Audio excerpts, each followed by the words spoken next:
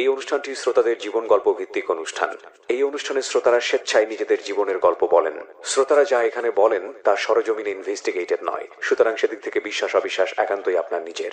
সম্পূর্ণ বিনোদনমূলক এই অনুষ্ঠানটি আমাদের ব্যক্তি জীবনে কখনো কখনো শিক্ষণীয় ভূমিকা রাখে। এই অনুষ্ঠানে যারা আসেন স্বেচ্ছায় অংশগ্রহণ করেন। এই অনুষ্ঠানে কনফেস করবার পরে কিংবা জীবন গল্প বলবার পরে তার ব্যক্তি ও সামাজিক জীবনে কোনো বিরূপ প্রভাব পড়লে সেটার জন্য রেডিও কর্তৃপক্ষ দায়ী নয়।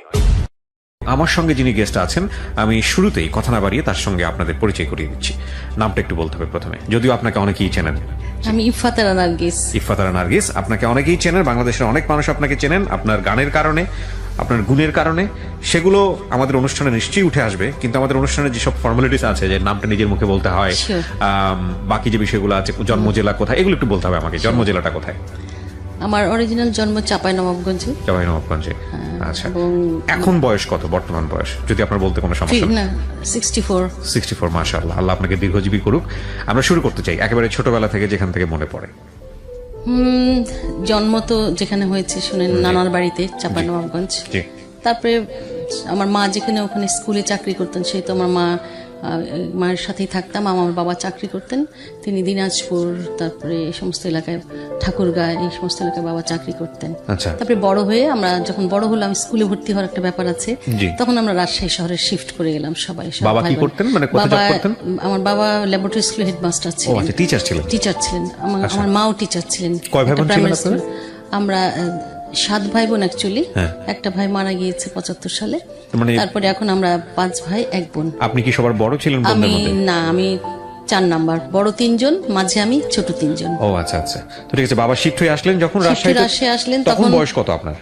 তখন আমার বয়স মনে হয় 4 বছর কি 5 বছর। স্কুলে পড়েন না বা যান না এরকম? তখন স্কুলে যাইনি আর কি, হয়তো বা এরকম হবে। ওই জায়গাটা ছিল হচ্ছে শেখপাড়া বলে, রাজশাহীতে যে মিউজিয়ামটা আছে, মিউজিয়ামের পেছনে, ওখানে আমরা থাকতাম। আর তারপরে ওখানে বড় হওয়া।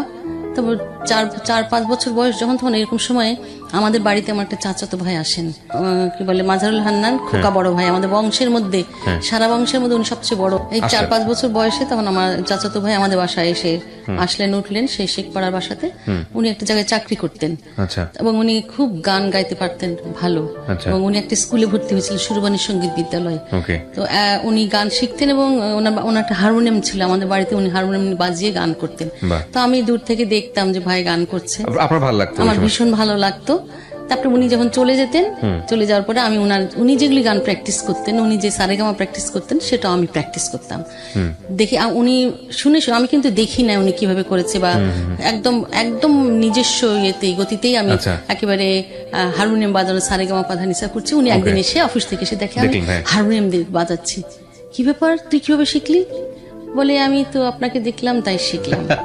তোর গলা তো দারুণ। তখন উনি বলেন, ঠিক আছে চল আমার ওস্তাদজির কাছে নিয়ে যাই তোরে। পরে উনি সুরবানী সঙ্গীত বিদ্যালয়ে আমার নিয়ে গেলেন। আমার ওস্তাদজি আব্দুল আজিজ বাচ্চু, উনি এখন নেই, প্রয়াত। তো ওনার স্কুলে নিয়ে গিয়ে আমাকে বললো যে আমার চাচাতো বোন, ওরা গান শোনেন একটু। কি গিয়েছিলেন ওটা মনে আছে? হ্যাঁ, মায়াবন বিহারিণী। শোনাবেন আমাদেরকে খুব ছোট করে, খালি গলায়, কেমন লাগে শুনতে? মায়াবন বিহারিণী হরিণী, গহন স্বপন সঞ্চারিণী, কেন তারে ধরি বারে করি পণ অকারণ, মায়াবন বিহারিণী। আমার গলা শুনে ওস্তাদজি বলেন কি যে, ও মাই গড, এ তো গলা সাংঘাতিক। এখন তো আমার বয়স হচ্ছে, গলা কিছুই নেই আমার আসলে, কিন্তু তখন তো আমার গলা ছিল অন্যরকম। যাই হোক, উনি শোনার পরে বললাম, আমাকে ওস্তাদজি আমাকে ছাত্রী হিসেবে ভর্তি করে নিল স্কুলে। তারপরে রেগুলার স্কুল যাতায়াত করলাম। এরকম সময় ধরেন পরবর্তী পর্যায়ে গান চলছে, বড় হচ্ছে, আমি স্কুল পড়ি, স্কুল 6-7 পড়ি। তখন কম্পিটিশন হলো একটা। সেই কম্পিটিশন হলো তখন পাকিস্তান আমলে না, এরকম কম্পিটিশন হতো আমাদের। যেমন এখন স্কুল কলেজে সাংস্কৃতিক সপ্তাহ হয়, তখন রাষ্ট্রীয়ভাবে ওই সাংস্কৃতিক সপ্তাহ হতো। জেলা ডিসি অফিস থেকে, ডিসি শিক্ষা, এনারা অ্যারেঞ্জ করতেন জিনিসটা। তো প্রত্যেকটা স্কুল থেকে ছেলে মেয়েরা পার্টিসিপেট করতে একটা অডিটোরিয়ামে অ্যারেঞ্জ করা হতো, এবং সেখানে আমি গান গাইতে গিয়েছি, এবং আমি কম্পিটিশন নাম দিয়েছি। তখন থানা, মহকুমা, জেলা, বিভাগ, তখন তো 4টা বিভাগ ছিল সেই সময়, ইস্ট পাকিস্তানের সময়। তো আমি গান করেছি, এবং প্রত্যেকটা বিভাগে 7টি বিষয়, আধুনিক গান, নজরুল, রবীন্দ্র, লালন গীতি, ভাওয়াইয়া, হামদ, নাতে রসুল আর ক্লাসিক্যাল, মোট 7টা বিষয়ে আমি ফার্স্ট।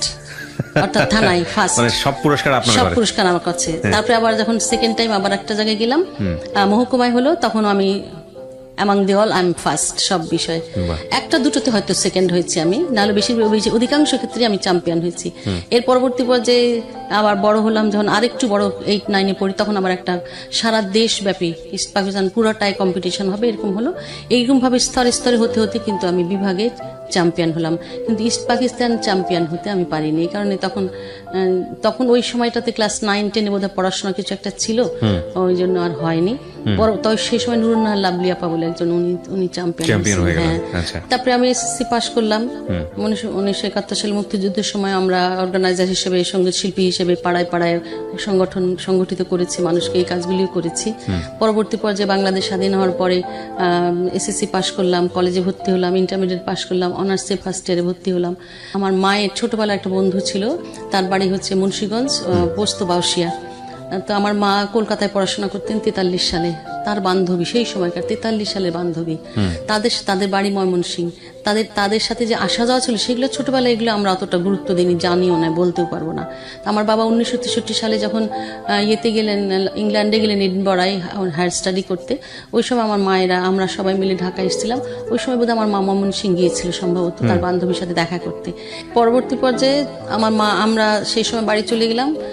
আর পরবর্তী পর্যায়ে আবার ধরেন বাংলাদেশ স্বাধীন হওয়ার পরে যখন আমি এসএসসি এইচএসসি পাশ করে ইউনিভার্সিটিতে ভর্তি হলাম, ফার্স্ট ইয়ারে ভর্তি হয়েছি মাত্র, তখন আমার মায়ের ওই বান্ধবীর সাথে মায়ের যোগাযোগ হয়েছে। আবার তার একটা ছেলে ছিল আমার মায়ের বান্ধবীর, সেই ছেলে কৃষি বিশ্ববিদ্যালয়ে পড়তো, ইঞ্জিনিয়ারিং পড়তো। তারপরে ওনারা, তখন আপনি ছেলেটাকে দেখেন নাই? আমি কিছুই দেখিনি, আমার মা দেখেছে। আচ্ছা। তারপরে আমার মা চলে গেছে, বাড়ি চলে গেছে, রাজশাহী চলে গেছে। পরবর্তী পর্যায়ে ওনারা যোগাযোগ করে, কিভাবে ওনাদের সাথে যোগাযোগ হয়েছে, আমাদের বাড়িতে বেড়াতে এসছে, রাজশাহী বেড়াতে এসছে ছেলে সহ। তারপরে আমাকে দেখেছে, দেখার পরে তো আমার মার কাছে বলেছে যে ওই যে ছোটবেলায় তোর সাথে আমার কথা ছিল, সেই কথা অনুযায়ী তুই আমার ছেলের সাথে তোর মেয়ের বিয়ে দিবি। তো ওনারা দেখার পরে আর কি আমার মাকে প্রপোজাল দিল। আপনি তখন ইন্টার পাস করেছেন? হ্যাঁ, তখন ইউনিভার্সিটি মাত্র ফার্স্ট ইয়ারে ভর্তি হয়েছে, ক্লাসও শুরু হয়নি, এরকম আর কি অবস্থা। কোথায় পড়তেন আপনি? Rajshahi university social work department. Social work, আচ্ছা হ্যাঁ, আচ্ছা, সোশ্যাল ওয়ার্ক ডিপার্টমেন্ট। তো এরপরে ওনারা এরকম প্রপোজাল দিল। তারপরে আমার মা আব্বা চিন্তা ভাবনা করলো, করার পরে তারপরে আমি যখন ইন্টারমিডিয়েট, তখন ফার্স্ট ইয়ারে পড়ি অনার্স, সেই সময় না আমার বিয়ে দিয়ে দিল ওনারা। ওমা, আপনার কাছ থেকে কোনো ওপিনিয়ন নিল না? কিভাবে হলো? আপনাকে সে বলে দিল? না, বললো, আমাকে জিজ্ঞেস করলো বিয়েটা কিভাবে হতো আমরা একটু জানার দরকার। আজকাল তো না, আমার বাবা আমার পছন্দ, আমাকে বললো পছন্দ, আমি কি বলবো, হ্যাঁ স্যার ঠিক আছে। আপনার কোনো পছন্দ ছিল না? না, আমার কোথাও কোনো পছন্দ ছিল না, মানে ওই সময় পর্যন্ত প্রেম ভালোবাসা একদম না, কিচ্ছু করে নেই। আজকে আমাকে তো যারা দেখছেন, রেডিওতে শুনছেন তারা তো শুনছেন, দেখার কোনো বিষয় না, কিন্তু যারা আমাদের ইউটিউব চ্যানেলে দেখছেন www.youtube.com/ilovedhakafm, এবং এটার অডিও ফরম্যাট আপনারা পাবেন www.youtube.com/dfm904। আমি এখানে একটা কথা বলি আপনাদেরকে, সেটা হলো যে আজকের যে গল্পটা আপনারা শুনবেন, যে ইফাত রানা নার্গিসকে আপনারা চেনেন বা চিনে এসছেন এতদিন যাবত ধরে, বিশেষ করে হামদ এবং নাথের জগতে তিনি অনন্য, কিন্তু আজকের এই গল্পটার পরে তাকে অনেকেই নতুন করে চিনবেন। আমি যখন একটু জানি, আমার মনে আছে আমি টেলিভিশনে আপনাকে ইন্টারভিউ করেছি, তখন আমি জানি না আপনার সম্পর্কে এত কিছু, ওই যারা একটা রেডিও টেলিভিশনে করেছিলাম। কিন্তু আজকে আমি তো কিছুটা জানি। তো আজকে আমি বলতে পারি যে আমার দর্শক যারা দেখছেন তারা একটা অন্য মানুষ আবিষ্কার করবেন। এটাই আসলে আমার জীবন গল্পের কাজ।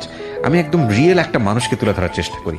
তো আপনি জানেন না তখন পর্যন্ত যে না, মানে কাউকে, হ্যাঁ, ভালোই দেখতে ভালো ছিল, তো কথাবার্তা ভালো ছিল, ইটস ওকে। আমার তো কোথাও কোনো চয়েস নাই, সুতরাং আমার কিছু বলার আছে। বাবা মা আমাকে বিয়ের আগে হয় না ওর সাথে একটু কথা বলা বা তা বলেছি, বাড়িতে আসছে না বেড়াতে, কথা বলেছেন? হ্যাঁ, এই একবার কথা। ও তখন পড়াশোনা করছে? হ্যাঁ, সেই কৃষি বিশ্ববিদ্যালয়ে পড়াশোনা করছে। আচ্ছা আচ্ছা। তখন তার মায়ের বোধহয় ইচ্ছা ছিল এরকম, যদি মেয়ে বড় হয় ইউনিভার্সিটিতে ভর্তি হচ্ছে, অন্য জায়গায় বিয়ে দিয়ে দেয়, তাহলে তার ছেলের সাথে আটকে ফেলানোর জন্য তারা এই কাজটা করলো আর কি। বিয়ে হয়ে গেল, কিন্তু বিয়ের পরে একটা কন্ডিশন আমার মা করলো যে আমার মেয়ে লেখাপড়া না করে তোমার বাড়িতে যাবে না, মানে লেখাপড়া শেষ করতে হবে তাকে। তখন তারা বললো আচ্ছা ঠিক আছে। তারপরে আমি ইউনিভার্সিটিতে পড়াশোনা শুরু করলাম, পড়লাম, সাবসিডিয়ারি পাশ করলাম, অনার্স পরীক্ষা দিলাম। তারপরে এর মাঝে একবার দুবার তাদের বাড়িতে গিয়েছি আমি। ওদের মনের মধ্যে একটা ছিল এরকম যে ছেলেটা মাঝে মাঝে আসতো আমাদের এখানে, তার মায়ের বোধহয় মনে ভয় ছিল যে আমার ছেলে পর হয়ে যাচ্ছে নাকি বউটা এখানে নিয়ে আসলে মনে হয় ভালো হয়, এসে তাদের মনের মধ্যে একটু দূরবিন্দু সন্ধি বোধহয় ছিল যে আর পড়তে দেওয়া যাবে না, যেহেতু তার ছেলে কিন্তু আর পড়াশোনা করছে না, অফ করে দিয়েছে পড়াশোনা করা অবস্থায়। পড়াশোনার অবস্থা থেকেই দেখা যাচ্ছে একটা মানুষের জীবনে তো প্রতিষ্ঠিত হওয়ার জন্য টাকা পয়সা লাগে, আর বিয়ে করার জন্য টাকা পয়সা আর চাকরি লাগে, তো বিয়েই তো হয়ে গেছে, তাহলে আর কি দরকার। তো যার কারণে সে পড়াশোনা আর প্রসিড করতে পারলো না। সে ইঞ্জিনিয়ারিং পড়তো ঠিকই, 2 বছর পড়ার পরে সে আর কিছুই করে না, যে রাজনীতির মধ্যে ঢুকে গেল, নানান কিছু করলো, কায়দায় সমস্যা হলো। হ্যাঁ, এবং ওয়ারেন্ট টোরেন্ট বেরোলো, সে লুকিয়ে থাকতো কোথায় কোথায়। তখন আপনারা উঠে যাননি? তখন আমাকে ওই বাড়ির থেকে নিয়ে আসেনি তারা, কিন্তু 2-1 সময় আমাকে এই বাসায় নিয়ে এসেছে তারা, ময়মনসিংহের বাসায়, অগরবাবু কলোনি ছিল সেটার নাম। এইটুকু শুধু মনে আছে, আর বাকি কিছু মনে নাই আমার। ওকে, তো এরকম ওয়ারেন্ট টোরেন্ট বের হচ্ছে, তো এই সময়টাতে আপনার ফ্যামিলি মানে ওয়ারিড ছিল না যে কি তারা? মারাত্মক ওয়ারিড ছিল, মারাত্মক ওয়ারিড ছিল। একটাই মাত্র মেয়ে। হ্যাঁ, তারপরে তারা কোথায় কোথায় লুকিয়ে থাকতো, তারপরে উনি 2-1 সময় আমাকে নিয়ে আসতেন, আচ্ছা তার ছেলের সাথে যেন যোগাযোগ থাকে সেই জন্য ওর মা নিয়ে আসতো। কিন্তু এসে যখন নিয়ে আসতো না, তখন আমাকে অনেক মেন্টাল একটা টর্চার হতো আমার। কি ধরনের টর্চার? মানে সকালবেলায় ঘুম থেকে উঠতে হবে, ফজরের উঠার পরে চুলায় উনুনে আগুন দিতে হবে, যেগুলো আপনি এই বাসায় তো করার প্রশ্নই ওঠে না। হ্যাঁ, তারপরে রান্না করতে হবে, আমার ঘর বাড়ি ঝাড় দিতে হবে, পরিষ্কার পরিচ্ছন্ন রাখতে হবে, মানে রান্না করা একটা ইলাহি ব্যাপার। কাঠের চুলায় রান্না বলেন, লাকড়ির চুলায় রান্না, যারা করেনি তারা বুঝবে না। যারা করেনি তারা বুঝবে না। তারপর আমি করেছি, এবং করতে গিয়ে একবার আমার শাড়িতে আগুন লেগে গিয়েছিল, এরকম অবস্থা। এবং আমার আরো অনেকেই দেখেছে যে সবাই বা ড্রয়িং রুমে বসে আছে, আমি ছোট একটা মানুষ রান্নাঘরে রান্না করছি, হয়তো তাদেরকে চা নাস্তা বানানোর জন্য আমাকে বলা হয়েছে। অর্থাৎ একেবারে টিপিক্যাল যে শাশুড়ি হয় না, এরকম গ্রামের শাশুড়ি বা শহরের শাশুড়ি বলেন, ঠিক সেরকম পুত্রবধূর সাথে ওনারা আচরণ। ছেলে একটাই ছিল না, 2 ছেলে 2 মেয়ে ওনার। আচ্ছা, ওকে। কারোর বিয়ে হয়নি, এটাই প্রথম বিয়ে। আচ্ছা আচ্ছা, বড় ছেলের বউ।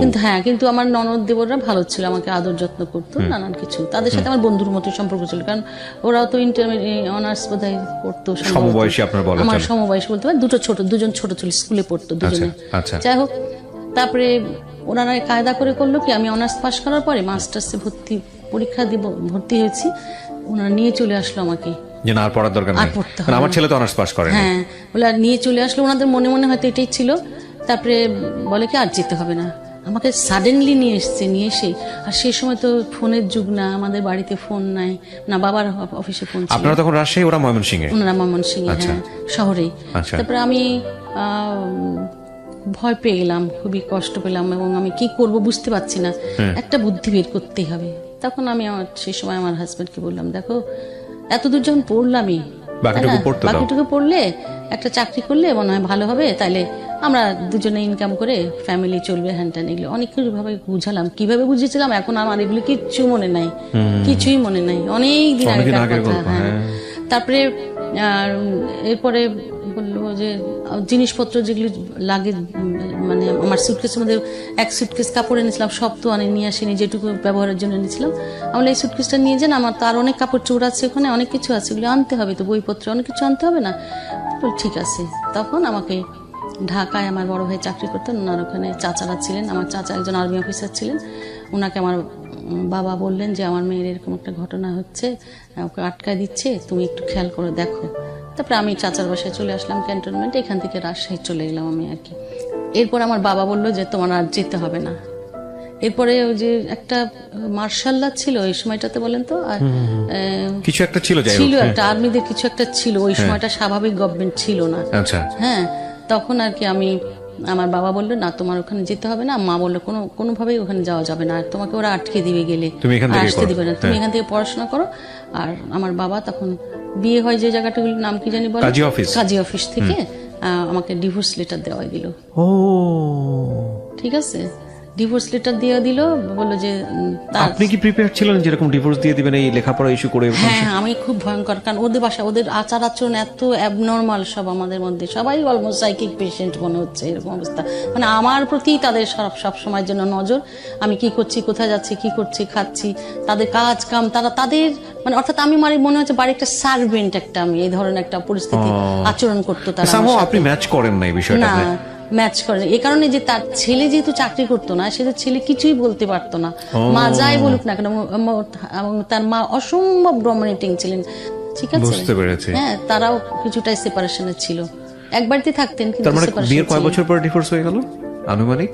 আপনি তখন মানে আমি মাস্টার্সে পড়ছেন বা পড়া শুরু করেছেন? হ্যাঁ, ধরেন 4 বছর তো হবে, 3 3 থেকে 4 4 বছর। হ্যাঁ, 3 আচ্ছা, ওই সময় কোনো বাচ্চা কাচ্চা হওয়া বা কোনো কিছু?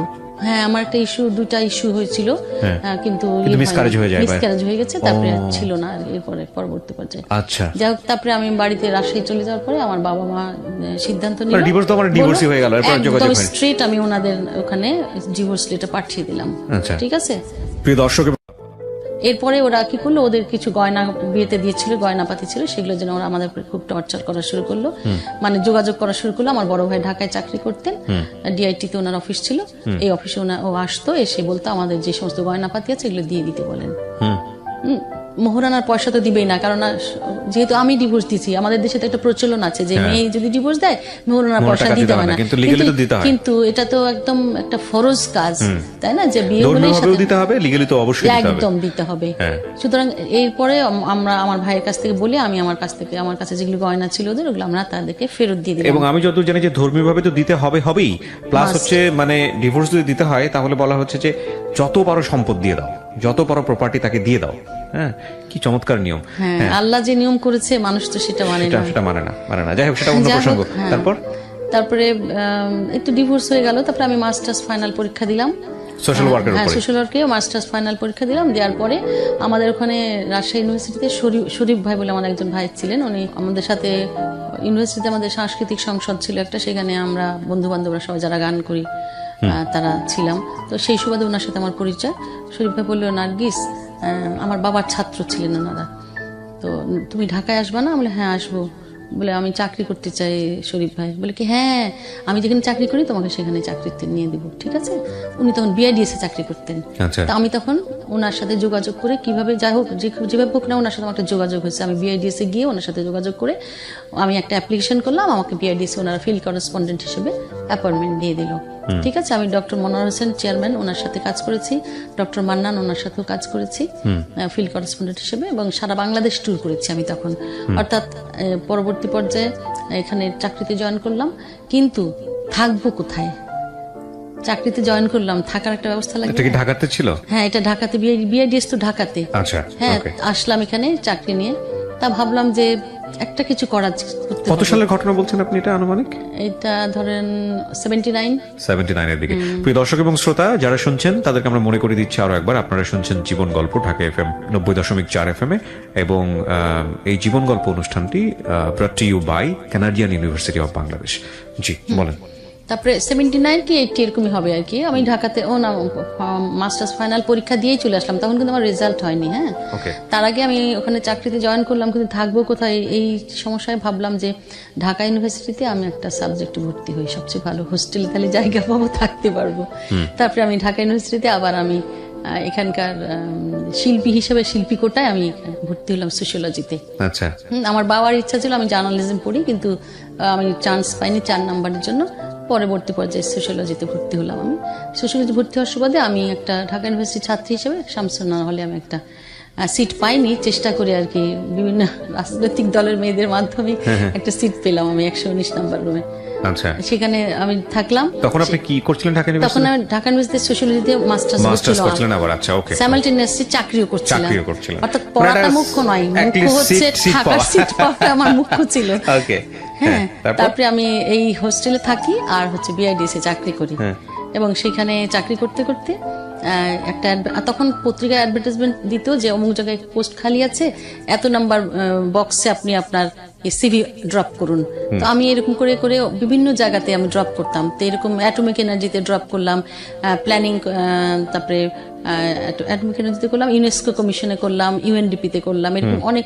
তারপরে সেভ দি চিলড্রেন ইউকে তে করলাম।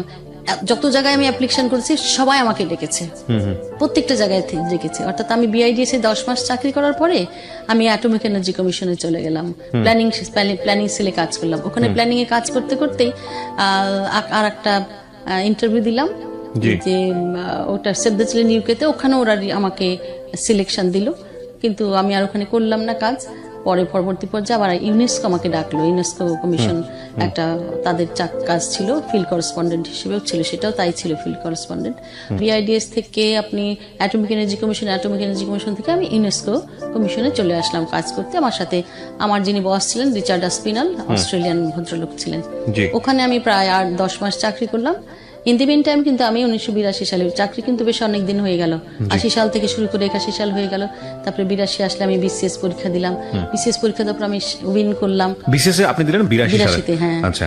দেওয়ার পরে আমি আমার তো হয়ে গেল, তো শিক্ষা BCS, হ্যাঁ, আচ্ছা। শিক্ষা বিসিএস হলো। পরবর্তী পর্যায়ে আমি ওই বিসিএস এর পরে তো রেজাল্ট হয়ে অনেক কিছু হতে অনেক সময় লাগে। হ্যাঁ। তো আমাকে ওনারা বললেন কি আপনি কি কোথাও চাকরি করেন, ডিডি অফিস থেকে, ডিজি অফিস থেকে বললো যে আপনি কোথাও চাকরি করেন। আমি বললাম হ্যাঁ। বলে আপনি করতেই থাকেন, আপনার এটা কবে হবে এখনো ঠিক নাই, সেই জন্য আপনি চাকরি করতে চান। তখন আমি ইউএনডিপিতে জব করতাম।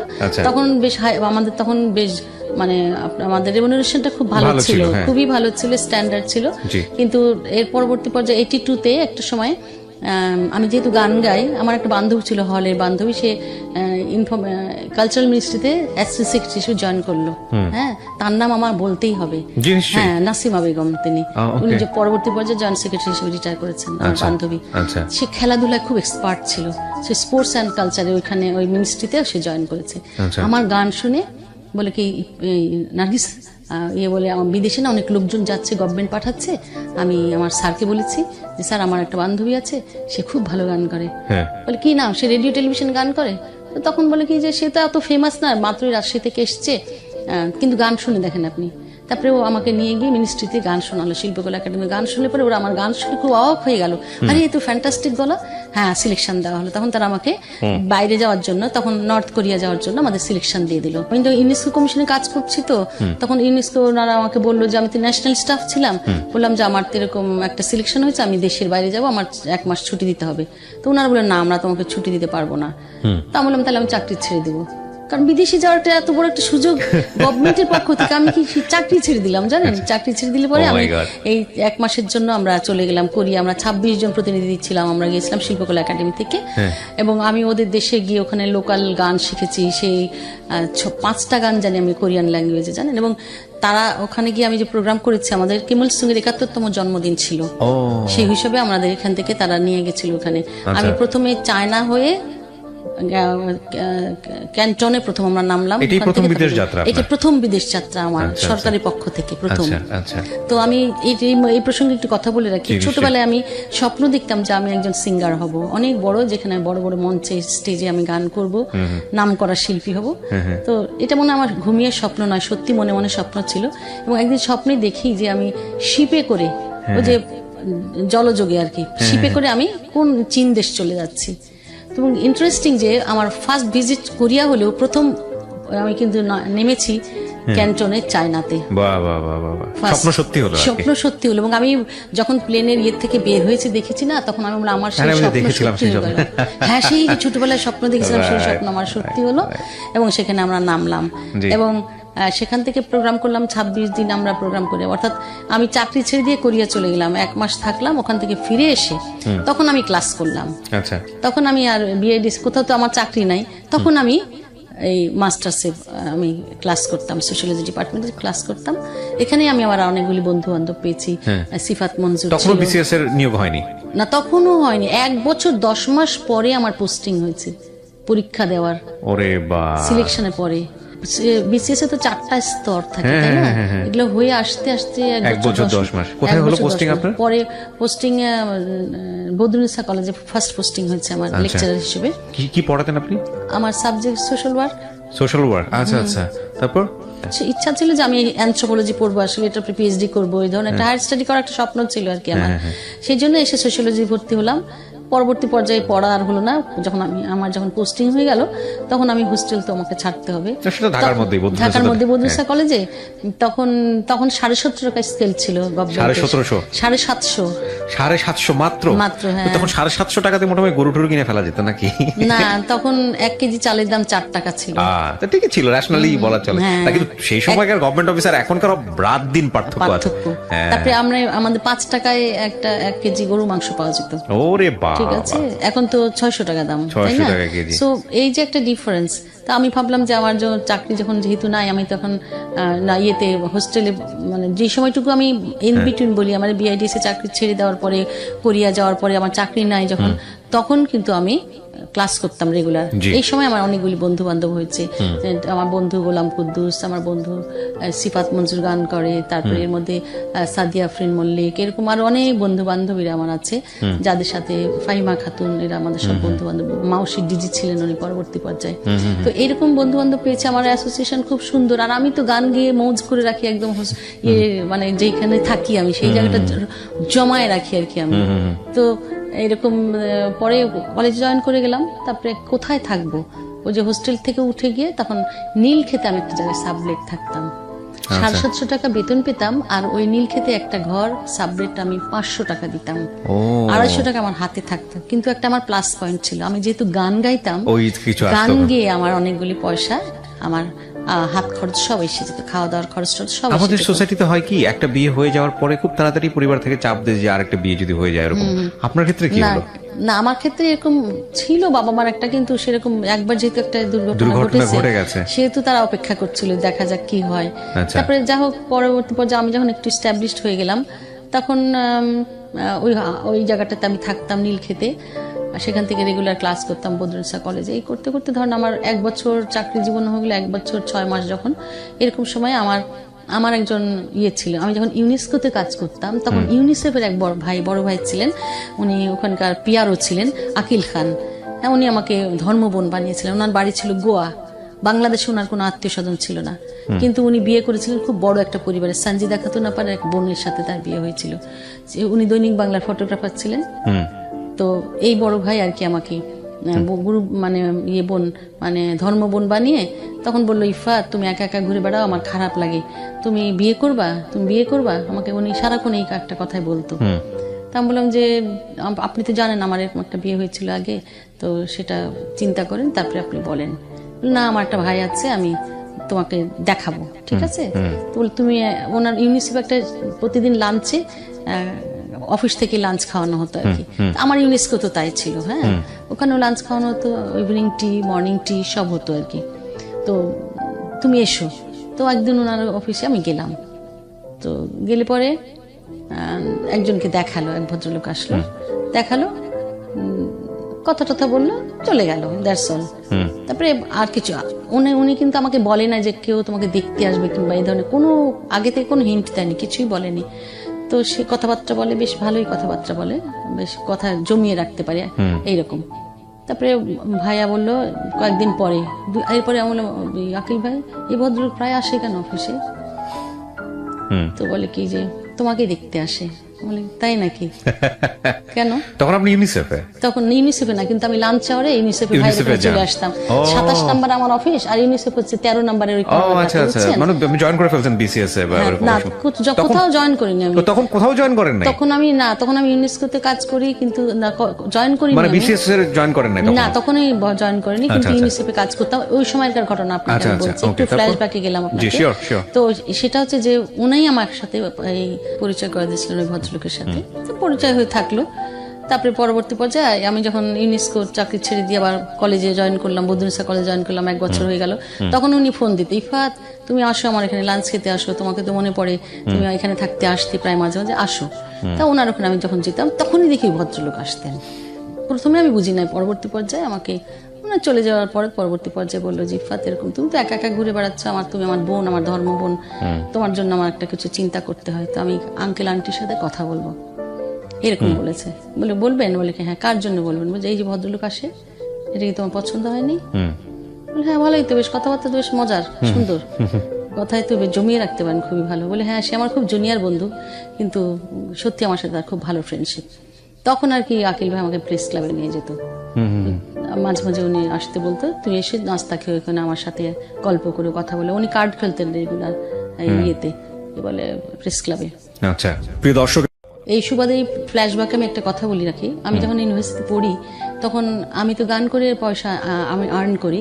আমার রুমমেট টুমমেটরা অনেকে আছে যাদের বাড়ির থেকে পয়সা আসতো না, তারপরে দেরি করে আসতো, তখন আমার কাছ থেকে টাকা ধার নিত। তো এরকম একটা ঘটনা একদিন ঘটেছে যে আমার কাছে টাকা 100 টাকায় আছে, ও চেয়েছে, আমার কাছে আর ভাঙতি নাই, আমি ওকে 100 টাকা দিয়ে দিয়েছি। আমার পকেটে হয়তো 5-10 টাকাও আছে এরকম। তো আমি ওই দিন আমার বড় ভাই আবার নারায়ণগঞ্জে থাকতেন, তো আমি বড় ভাইয়ের বাসায় যাচ্ছি। সে তখন শাহবাগে থেকে এই একটা বাস ছিল মোহাম্মদপুর টু নারায়ণগঞ্জ, ওই বাসে উঠে যাচ্ছি। যাওয়ার সময় প্রেস ক্লাবের কাছাকাছি আসতে আমার কাছে চেয়েছে, ভাড়া চেয়েছে। আপা ভাড়াটা দেন। তা আমি ব্যাগ খুঁজছি, কোনো ব্যাগে কোনো পয়সা নাই। ইয়া আল্লাহ, কি হবে এখন, আমার কাছে কোনো টাকা নাই। তো আমি কি করলাম, বুদ্ধি করে প্রেস ক্লাবের সামনে স্টপেজে নেমে গেলাম। মানে ওই লোকের সাহায্য নিলেন আপনি? হ্যাঁ, নেমে আমি মনে মনে ভাবলাম আকিল ভাই তো ক্লাবে থাকে সবসময়, 4টা থেকে কার্ড খেলে। তখন আমি আবার কার্ড রুমে গিয়ে এরকম করে উকি দিয়েছি, বেশ কয়েকবার উকি দেওয়া, তো উনি দেখেছে যে একটা মেয়ে উকি দিচ্ছে। উঠে এসে বলে, আরে ইফাত কি খবর? আকিল ভাই একটা খুব বিপদে পড়ছে, এরকম খুব সমস্যা। তো বললাম, তারপরে ওনার কাছে 20 টাকা নিলাম। সে আমার 20 টাকার অনেক দাম তো। তারপরে আমার বান্ধবী ডক্টর তালুকদার, এখানে নুরি হাফজা পারবেন, সে না বান্ধবী, সে ইয়ে করতো, চাকরি করতো, সে ইয়ে ছিল, নিউট্রিশনিস্ট ছিল। তো বাচ্চাদের এখানে ডক্টর তালুকদার চাইল্ড স্পেশালিস্ট, ওখানে ও প্র্যাকটিসে স্যারের সাথে ও চাইল্ড নিউট্রিশনিস্ট হিসেবে কাজ করতো। ওই যে বললাম আমার যে ধর্ম ভাই, উনি বললো যে আমার বাবা মার সাথে কথা বলবে। তা বললো আমার বাবা মার, আপনি রাজশাহী শহরে তো আপনার ইউনিসেফের মিটিং আছে, বলে আমার ইফাত, আমার ইউনিসেফের সাথে ইউনিসেফের মিটিং আছে, আমি যাচ্ছি, তুমি তাহলে তোমাদের বাসার অ্যাড্রেস দাও, বাবার নাম দাও, আমি ওনার সাথে কথা বলে আসবো। তখন আর কি আমি বাবার নাম দিলাম। তো ওইখানে মিটিং এর মধ্যে একজন ছিলেন, তো ওখানে অধিকাংশ লোকই, আমার বাবা খুব শিক্ষক হিসেবে খুব ফেমাস এবং অনেক বছর 42 বছর টিচার ছিলেন উনি, যার কারণে তার পরিচিতি এত বেশি ছিল যে কেউ না কেউ চিনবেই তাকে, এরকম একটা অবস্থা ছিল। ওই মিটিং এর মধ্যে এক ভদ্রলোক বলছে, আরে উনি তো আমার টিচার, ও স্যারের বাসায় যেতে চান, চলেন নিয়ে যাই, বলে ওই ওনারা নিয়ে গেছেন, বাবার সাথে কথা টথা বলেছেন উনি। তারপরে বাবা বলে যে ঠিক আছে, আমি আমার ছেলেদের সাথে কথা বলি, তারপরে বলা যায়। বলে আমার মেয়ে কি বলে? বলে আপনার মেয়ে মনে হয় রাজি, এটুকু শুধু উনি বলেছে, যে আপনার মেয়ের মতামতটা আপনাকে আমি বললাম, যে হ্যাঁ মনে হয় সে রাজি, তার পছন্দ। এরকম বলার পরে আমার বিয়ের কথাবার্তায় আমার বাবা মা, এই কথাবার্তা হলো, তারপরে বিয়ে হলো। তার আগেই কিছুদিন আমি তার সাথে একটু ঘোরাফেরা করেছি, মানে মানুষ হিসেবে জানার জন্য, বোঝার জন্য, যে আসলে কেমন কি বৃত্তান্ত, আমি যে বিয়ে করবো তাকে কি। সেই সময় আমরা ঘোরাফেরা করতাম কয়েকটা জায়গায়, অল্প ওই যে সংসদ ভবনের উল্টো দিকে লেকের ওখানে বসে আমরা মাঝে মাঝে গল্প করতাম। তারপরে রাত্রিবেলা অনেক সময় আমরা চাইনিজ খেটে বাসায় ফিরতাম। তো ভাবি কিছুদিন লক্ষ্য করেছে, আমি তখন আমার বড় ভাইয়ের বাসায় থাকি, হ্যাঁ, ইয়েতে তেজগাঁয়। তো ভাবি বলে কি যে ব্যাপারটা কি, তুমি আজকাল বেশি লেট করে আসো কলেজ থেকে, সেই নানান কিছু। তো আমি তারপরে ভাবিকে বললাম, ভাবি এরকম একটা ঘটনা, তুমি কি বলো? তো বলে আব্বা আম্মার সাথে কথা বলতে হবে তাইলে। তারপরে আব্বা আম্মার সাথে কথা বললে, আমার বাবা মা আসলো না, ঢাকায় আসলো। তারপরে ছেলের সাথে বসে কথা টথা বললো। আমার মা একদিন ওই লেকের পাড়ে আমি যেখানে কথা বলতাম, আমার মাকে নিয়ে গেলাম, নিয়ে গিয়ে ওনার সাথে কথা বলালাম। বলাটার পরে আমার মা বললো যে ঠিক আছে, আমরা আমাদের পক্ষ থেকে আমরা রাজি, এনগেজমেন্ট করতে হবে। তো ছেলে বলে কি হ্যাঁ আমরা একটা এনগেজমেন্ট করতে চাই, আমিও আমার ফ্যামিলিকে এখনো বলি নাই। তো যাই হোক, তারপরে সে নিজেই বলছে, যেহেতু সে বাড়ির সে বড় ছেলে, তার কোনো গার্জেন নাই, আসলে মা আছে কিন্তু সে নিজেকেই নিজে গার্জেন মনে করে, তার উপরে আর আসলে যে অনেক কিছু কেউ আছে তা নেই। তার একটা কাজিন সিস্টার ছিল, তাকে সে খুব মানতো, হয়তো তাকে গিয়ে সে বললো হ্যাঁ খুব ভালো কথা, চলো যাই আমরা সবাই মিলে আংটি পরিয়ে আসি। তখন সে আংটি কিনে নিল, তার বাড়িতে বলল, তারা রাজি হলো। তাদের বাড়িতে এই বড় ছেলে যা বলবে তাই, তার কথার এদিক ওদিক কেউ হবে না, সুতরাং ছেলে যা বলছে সেটাই ঠিক, মা বোনেরা সবাই মিলে রাজি। কিন্তু এই জায়গাটা একটু কথা বলতে হবে যে ওনার কিন্তু আগেও একটা বিয়ে হয়েছিল এবং সেখানে তার ওয়াইফ তাকে ডিভোর্স দিয়ে চলে গেছে, ঠিক আছে। এই কথাগুলি আমাদের গোপন ছিল না, গোপন ছিল না, সেটা আমাকে বলেছিল। না বলেনি, কিন্তু আমাকে প্রথমে বলেছিল, বলার পরে আমার ভাই, আমি আমার ফ্যামিলিকে বললাম, তারা বললো আচ্ছা ঠিক আছে। তো আপনারও আছে, হ্যাঁ, সেজন্য তারা উনি জানতো আপনার বিষয়গুলো, উনি জানতো, হ্যাঁ হ্যাঁ সব জানতেন, হ্যাঁ। কোনো কিছু গোপন করা হয়নি। পরবর্তী পর্যায়ে তখন আমাদের এই এনগেজমেন্ট হলো 17 ডিসেম্বর 1984 সাল। আচ্ছা আচ্ছা। তারপরে ওনারা টাইম নিল, বললো যে আমরা এত তাড়াতাড়ি আমি বিয়ের গোছাতে পারবো না, কারণ আমি যে চাকরি করি তাতে খুবই স্বল্প বেতনে আমি চাকরি করি, আমার পক্ষে 6 মাসের আগে বিয়ে করা সম্ভব না আমাকে। বিয়ে মানে কি তুলে নেওয়া সম্ভব না? না না, তখন না বিয়েই করেনি, তখন শুধু engagement, মানে ring দেওয়া করা যেটাকে হলো। বলে, হ্যাঁ। ওদের বাড়ি থেকে ওরা সবাই আসলো, আমার মামা শ্বশুর আসলো, ননাসরা আসলো, ননদ শাশুড়ি সবাই আসলো। আসার পরে এনগেজমেন্ট হলো, ধরেন 20-25-30 জন লোক মিলে বাড়িতে একটা আয়োজন হলো। মোটামুটি তারা আমাকে একটা শাড়ি, সুন্দর এক সেট শাড়ি দিল, একটা আংটি দিল, তারপরে এইরকম কথা হতো। তখন তো ল্যান্ড ফোন ছিল, ল্যান্ড ফোনে আমার সাথে কথা হতো আমার ভাইয়ের বাসার থেকে। মাঝে মাঝে উনি ফোন করতো, প্রায়শই করতো। তো আমার বড় ভাইরা বলতো যে উনি অফিসের ফোনে ফোন করি, এটা আমার জন্য একটু বিড়ম্বনা বিষয়, তুমি বলে দিও এখানে যেন ফোন না করলে ভালো হয়। আমি বললাম যে এরকম আমার ভাইয়ের বাসার ল্যান্ড ভিতরে তো ফোন নাই, অফিসে ফোন, আমার গিয়ে ধরতে হয়, তো একটু অসুবিধা, আমার মনে হয় তুমি না ফোন করলে ভালো হয়। যাই হোক, পরবর্তী পর্যায়ে আমার মা বললো যে 6 মাস তো অনেক বিশাল বিষয়, আমি এতদিন তো রাজশাহী থেকে ঢাকা এসে থাকতে পারবো না। তো আমার মারা ইন দি মিনটাইম রাজশাহী চলে গেল। পরে একটা ডেট ঠিকঠাক করা হলো, তো একটা ডেট দিল। সে আবার তার কোন এক পীর সাহেবের কাছে যেত, সেই পীর সাহেবের কাছে জিজ্ঞেস করেছে, বলেছে যে এরকম আমার একটা বিয়ের ডেট ঠিক হচ্ছে, আপনি আমাকে ভালো একটা ডেট ঠিক করে দেন। বুঝতে পেরেছেন কি একটা ব্যাপার? ওটা আপনি পরে জেনেছেন হয়তো। হ্যাঁ, বলে না, তখনই আমাকে বলেছে যে তার পীর সাহেব বললে যেরকম যেই ডেটটা দিবে সেই ডেটই হবে। ঠিক আছে। তারপরে আমার তো 5ই ফেব্রুয়ারি বিয়ে হয়ে গেল, 1985 সাল। আচ্ছা, বিয়ের পরে তাদের বাড়িতে গেলাম। আমাকে তার আর্থিক অবস্থা এমনই ছিল যে সে একটা রিসেপশন করতে পারবে না, হ্যাঁ, কোনো আনুষ্ঠানিকতাও তেমন কিছু করতে পারবে না। তবে আমাকে তারা 5 ভরি গোল্ড দিয়ে সে বিয়ে করে নিয়ে গেছে, আমাকে কাপড় চোপড় যা দেওয়া তাই দিয়ে নিয়ে গেছে। আর সে তাকে তার বন্ধু বান্ধবকে বলেছে যে আমার বিয়ে, কিন্তু আমি তোমাদের দাওয়াত দিতে পারবো না, তোমরা আমাকে দোয়া করো, ব্যাস, দ্যাটস অল। তার বাড়িতে একটা ছোটখাটো একটা অনুষ্ঠানও নয়, জাস্ট আমাকে নিয়ে গিয়েছে, সবাইকে দাওয়াত দিয়ে খাবে, বউ দেখিয়েছে। তারপরে আমি আবারও বাবার বাড়িতে এসেছি, আসা যাওয়া যেমন হয় সেরকমই হয়েছে। তো আমি আমার বড় ভাইয়ের বাসায় থাকতাম, তো বড় ভাইয়ের বাচ্চাকে খুব আদর করতাম আমি, ভালোবাসা ছিল আমার প্রচন্ড ভাবে। ওই বাচ্চা আমাকে ছাড়া থাকতে পারে না, এরকম ফুপির বাসায় যেতে হবে, প্রত্যেক দিন যেতে হবে। তারপর তো ফুপির বাসায় ওরা আসবে না, তো আমরাই যেতাম, একদিন পর পর ওদের বাসায় যেতাম, রেগুলার যেতাম। এইরকম আমার ওই ভাইয়ের ছেলে, সে আমার খুবই ছিল, লাগোয়া ছিল আর কি। তারপরে তো বিয়ের পরবর্তী পর্যায়ে 85 সালে একটা ঘূর্ণিঝড় হয়েছিল না, উড়িচ্চর না কোথায় জানি, ওই সময় সে ওইখানে টর্নেডো এলাকায় অনেক দূরে সেখানে চলে গেলে, কোস্টাল এরিয়াতে বেশ কয়েকদিন, 1 সপ্তাহ মতো থাকলো। তারপরে আবার দেশে আমার এখানে আসলো। তারপরে এই আমাদের লাইফটা চলছে মোটামুটি কম্বাইন্ড ফ্যামিলি, তাদের 12 জন বাড়িতে, কিন্তু তারা 5 ভাই 2 বোন, মা, আমি একজন, তাহলে কয়জন হলো ওরা? 5 আর 2 7 8 9, একটা কাজের লোক, মোট 10 জন। আর তার মেজো ভাইয়ের বউ, তার মেজো ভাই আগেই বিয়ে করেছিল, হ্যাঁ, তার একটা বাচ্চাও ছিল, সেই মেজো ভাইয়ের বউ, বাচ্চা, এতগুলি লোক একটা বাড়িতে, খুবই ছোট্ট একটা বাড়ি, যেখানে একেবারেই খুবই কনজেস্টেড একটা বাড়ি, এতগুলি লোকের একটা টয়লেট ছিল, বুঝতে পেরেছেন, একটা বাথরুম ছিল, খুবই কষ্টে আর কি এরকম পরিস্থিতি। তো আমি বললাম যে তোমাদের বাড়িতে একটা চুলা দিয়ে রান্না হয়, বার্নার, এটা আবার কেমন ধরনের? ঢাকা শহরে বসবাস করো তোমরা, এরকম ডাবল বার্নার নেই, একটা সিঙ্গেল বার্নারে 12 জন লোকের রান্না বান্না করতে কষ্ট হয়। তো আমাকে সে আবার বলেছিল যে তোমাকে আমি একটা আগে থেকে বলে দিই, সেটা যে তোমার রান্নাঘরে যাওয়ার দরকার নেই, মানে কিচেনে যেতে হবে না, তুমি কিচেনে যেতে পারবে। তখন কি আপনি জয়েন করেছেন বিসিএস এ? না, তখন জয়েন করে ফেলেছেন, অফিস করতে হয়। হ্যাঁ, আমার তো তখন 1.5 বছর তখন চাকরি হয়েছে আমার। আপনার বিষয়টা কি তাহলে? আপনার বাবাও শিক্ষক ছিলেন, আপনার মাও শিক্ষক ছিলেন, এবং আপনিও শিক্ষক? আমি শিক্ষক, আমার গ্র্যান্ডফাদারও শিক্ষক, আমার বড় ভাই শিক্ষক, ভাবি শিক্ষক, মেজো ভাই শিক্ষক। আমার লাস্ট 200 ইয়ার্স আমার ফ্যামিলিতে এডুকেটেড। আমার গ্র্যান্ডফাদারের ফাদার ওই টিচার ছিলেন। চিন্তা করতে পারেন ওরা কতটা বনেদি ফ্যামিলি, মানে মনোজাগতিক জায়গাটা থেকে। ওকে, তারপরে তো এই যে ধরেন রান্নাঘরে যেতে হবে না আমাকে বললো, তো আমি যাই না। ওদের একটা বুয়া ছিল, সে খুবই ভালো ছিল, তো রান্না বান্না করে খাওয়া দিত, খাবার। তো আমাদের একটা প্র্যাকটিস ছিল কি জানেন, যে আমরা সকালবেলা ঘুম থেকে উঠে আমরা নাস্তা খেতাম না, রেডি। আমার 8:30টায় ক্লাস ছিল, তো সে আমাকে কলেজে রাখতে যেত, বদরুন্নেসা কলেজে, ফকিরাপুল থেকে বদরুন্নেসা কলেজে রাখতে যেত। তো তখন যাওয়ার পথে প্রেস ক্লাবে আমরা মর্নিং এ নাস্তা খেয়ে তারপরে কলেজে যেতাম।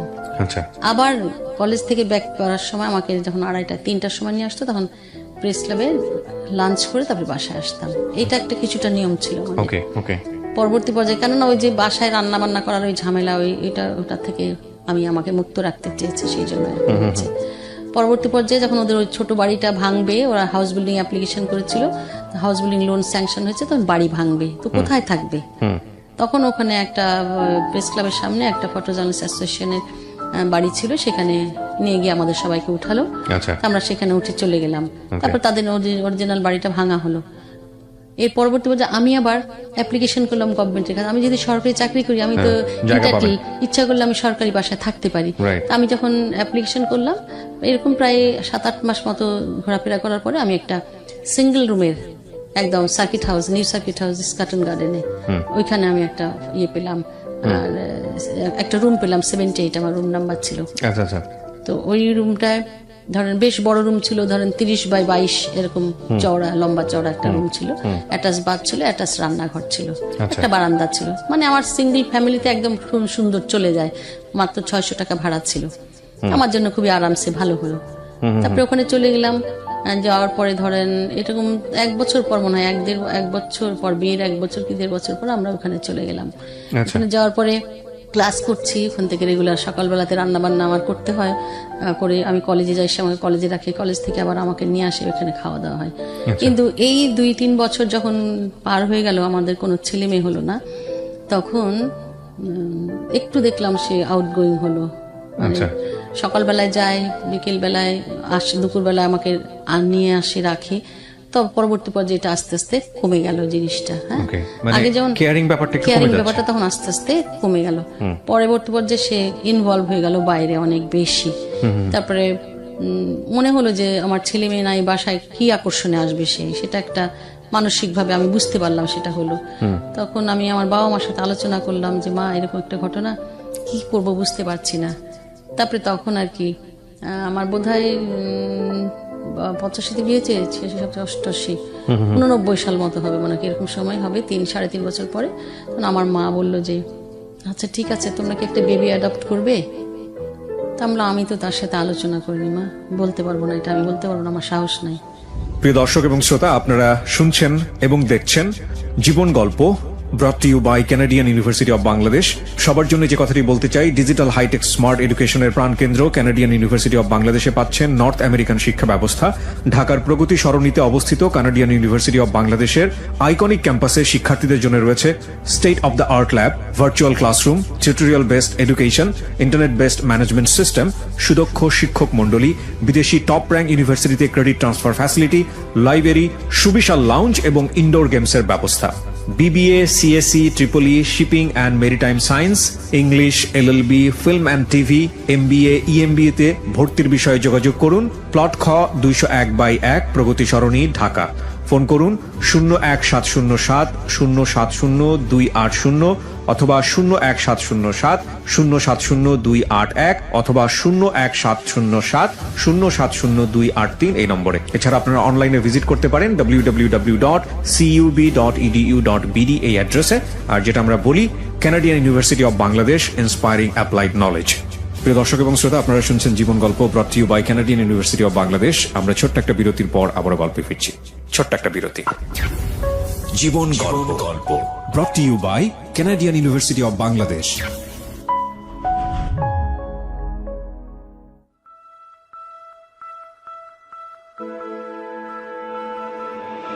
Love,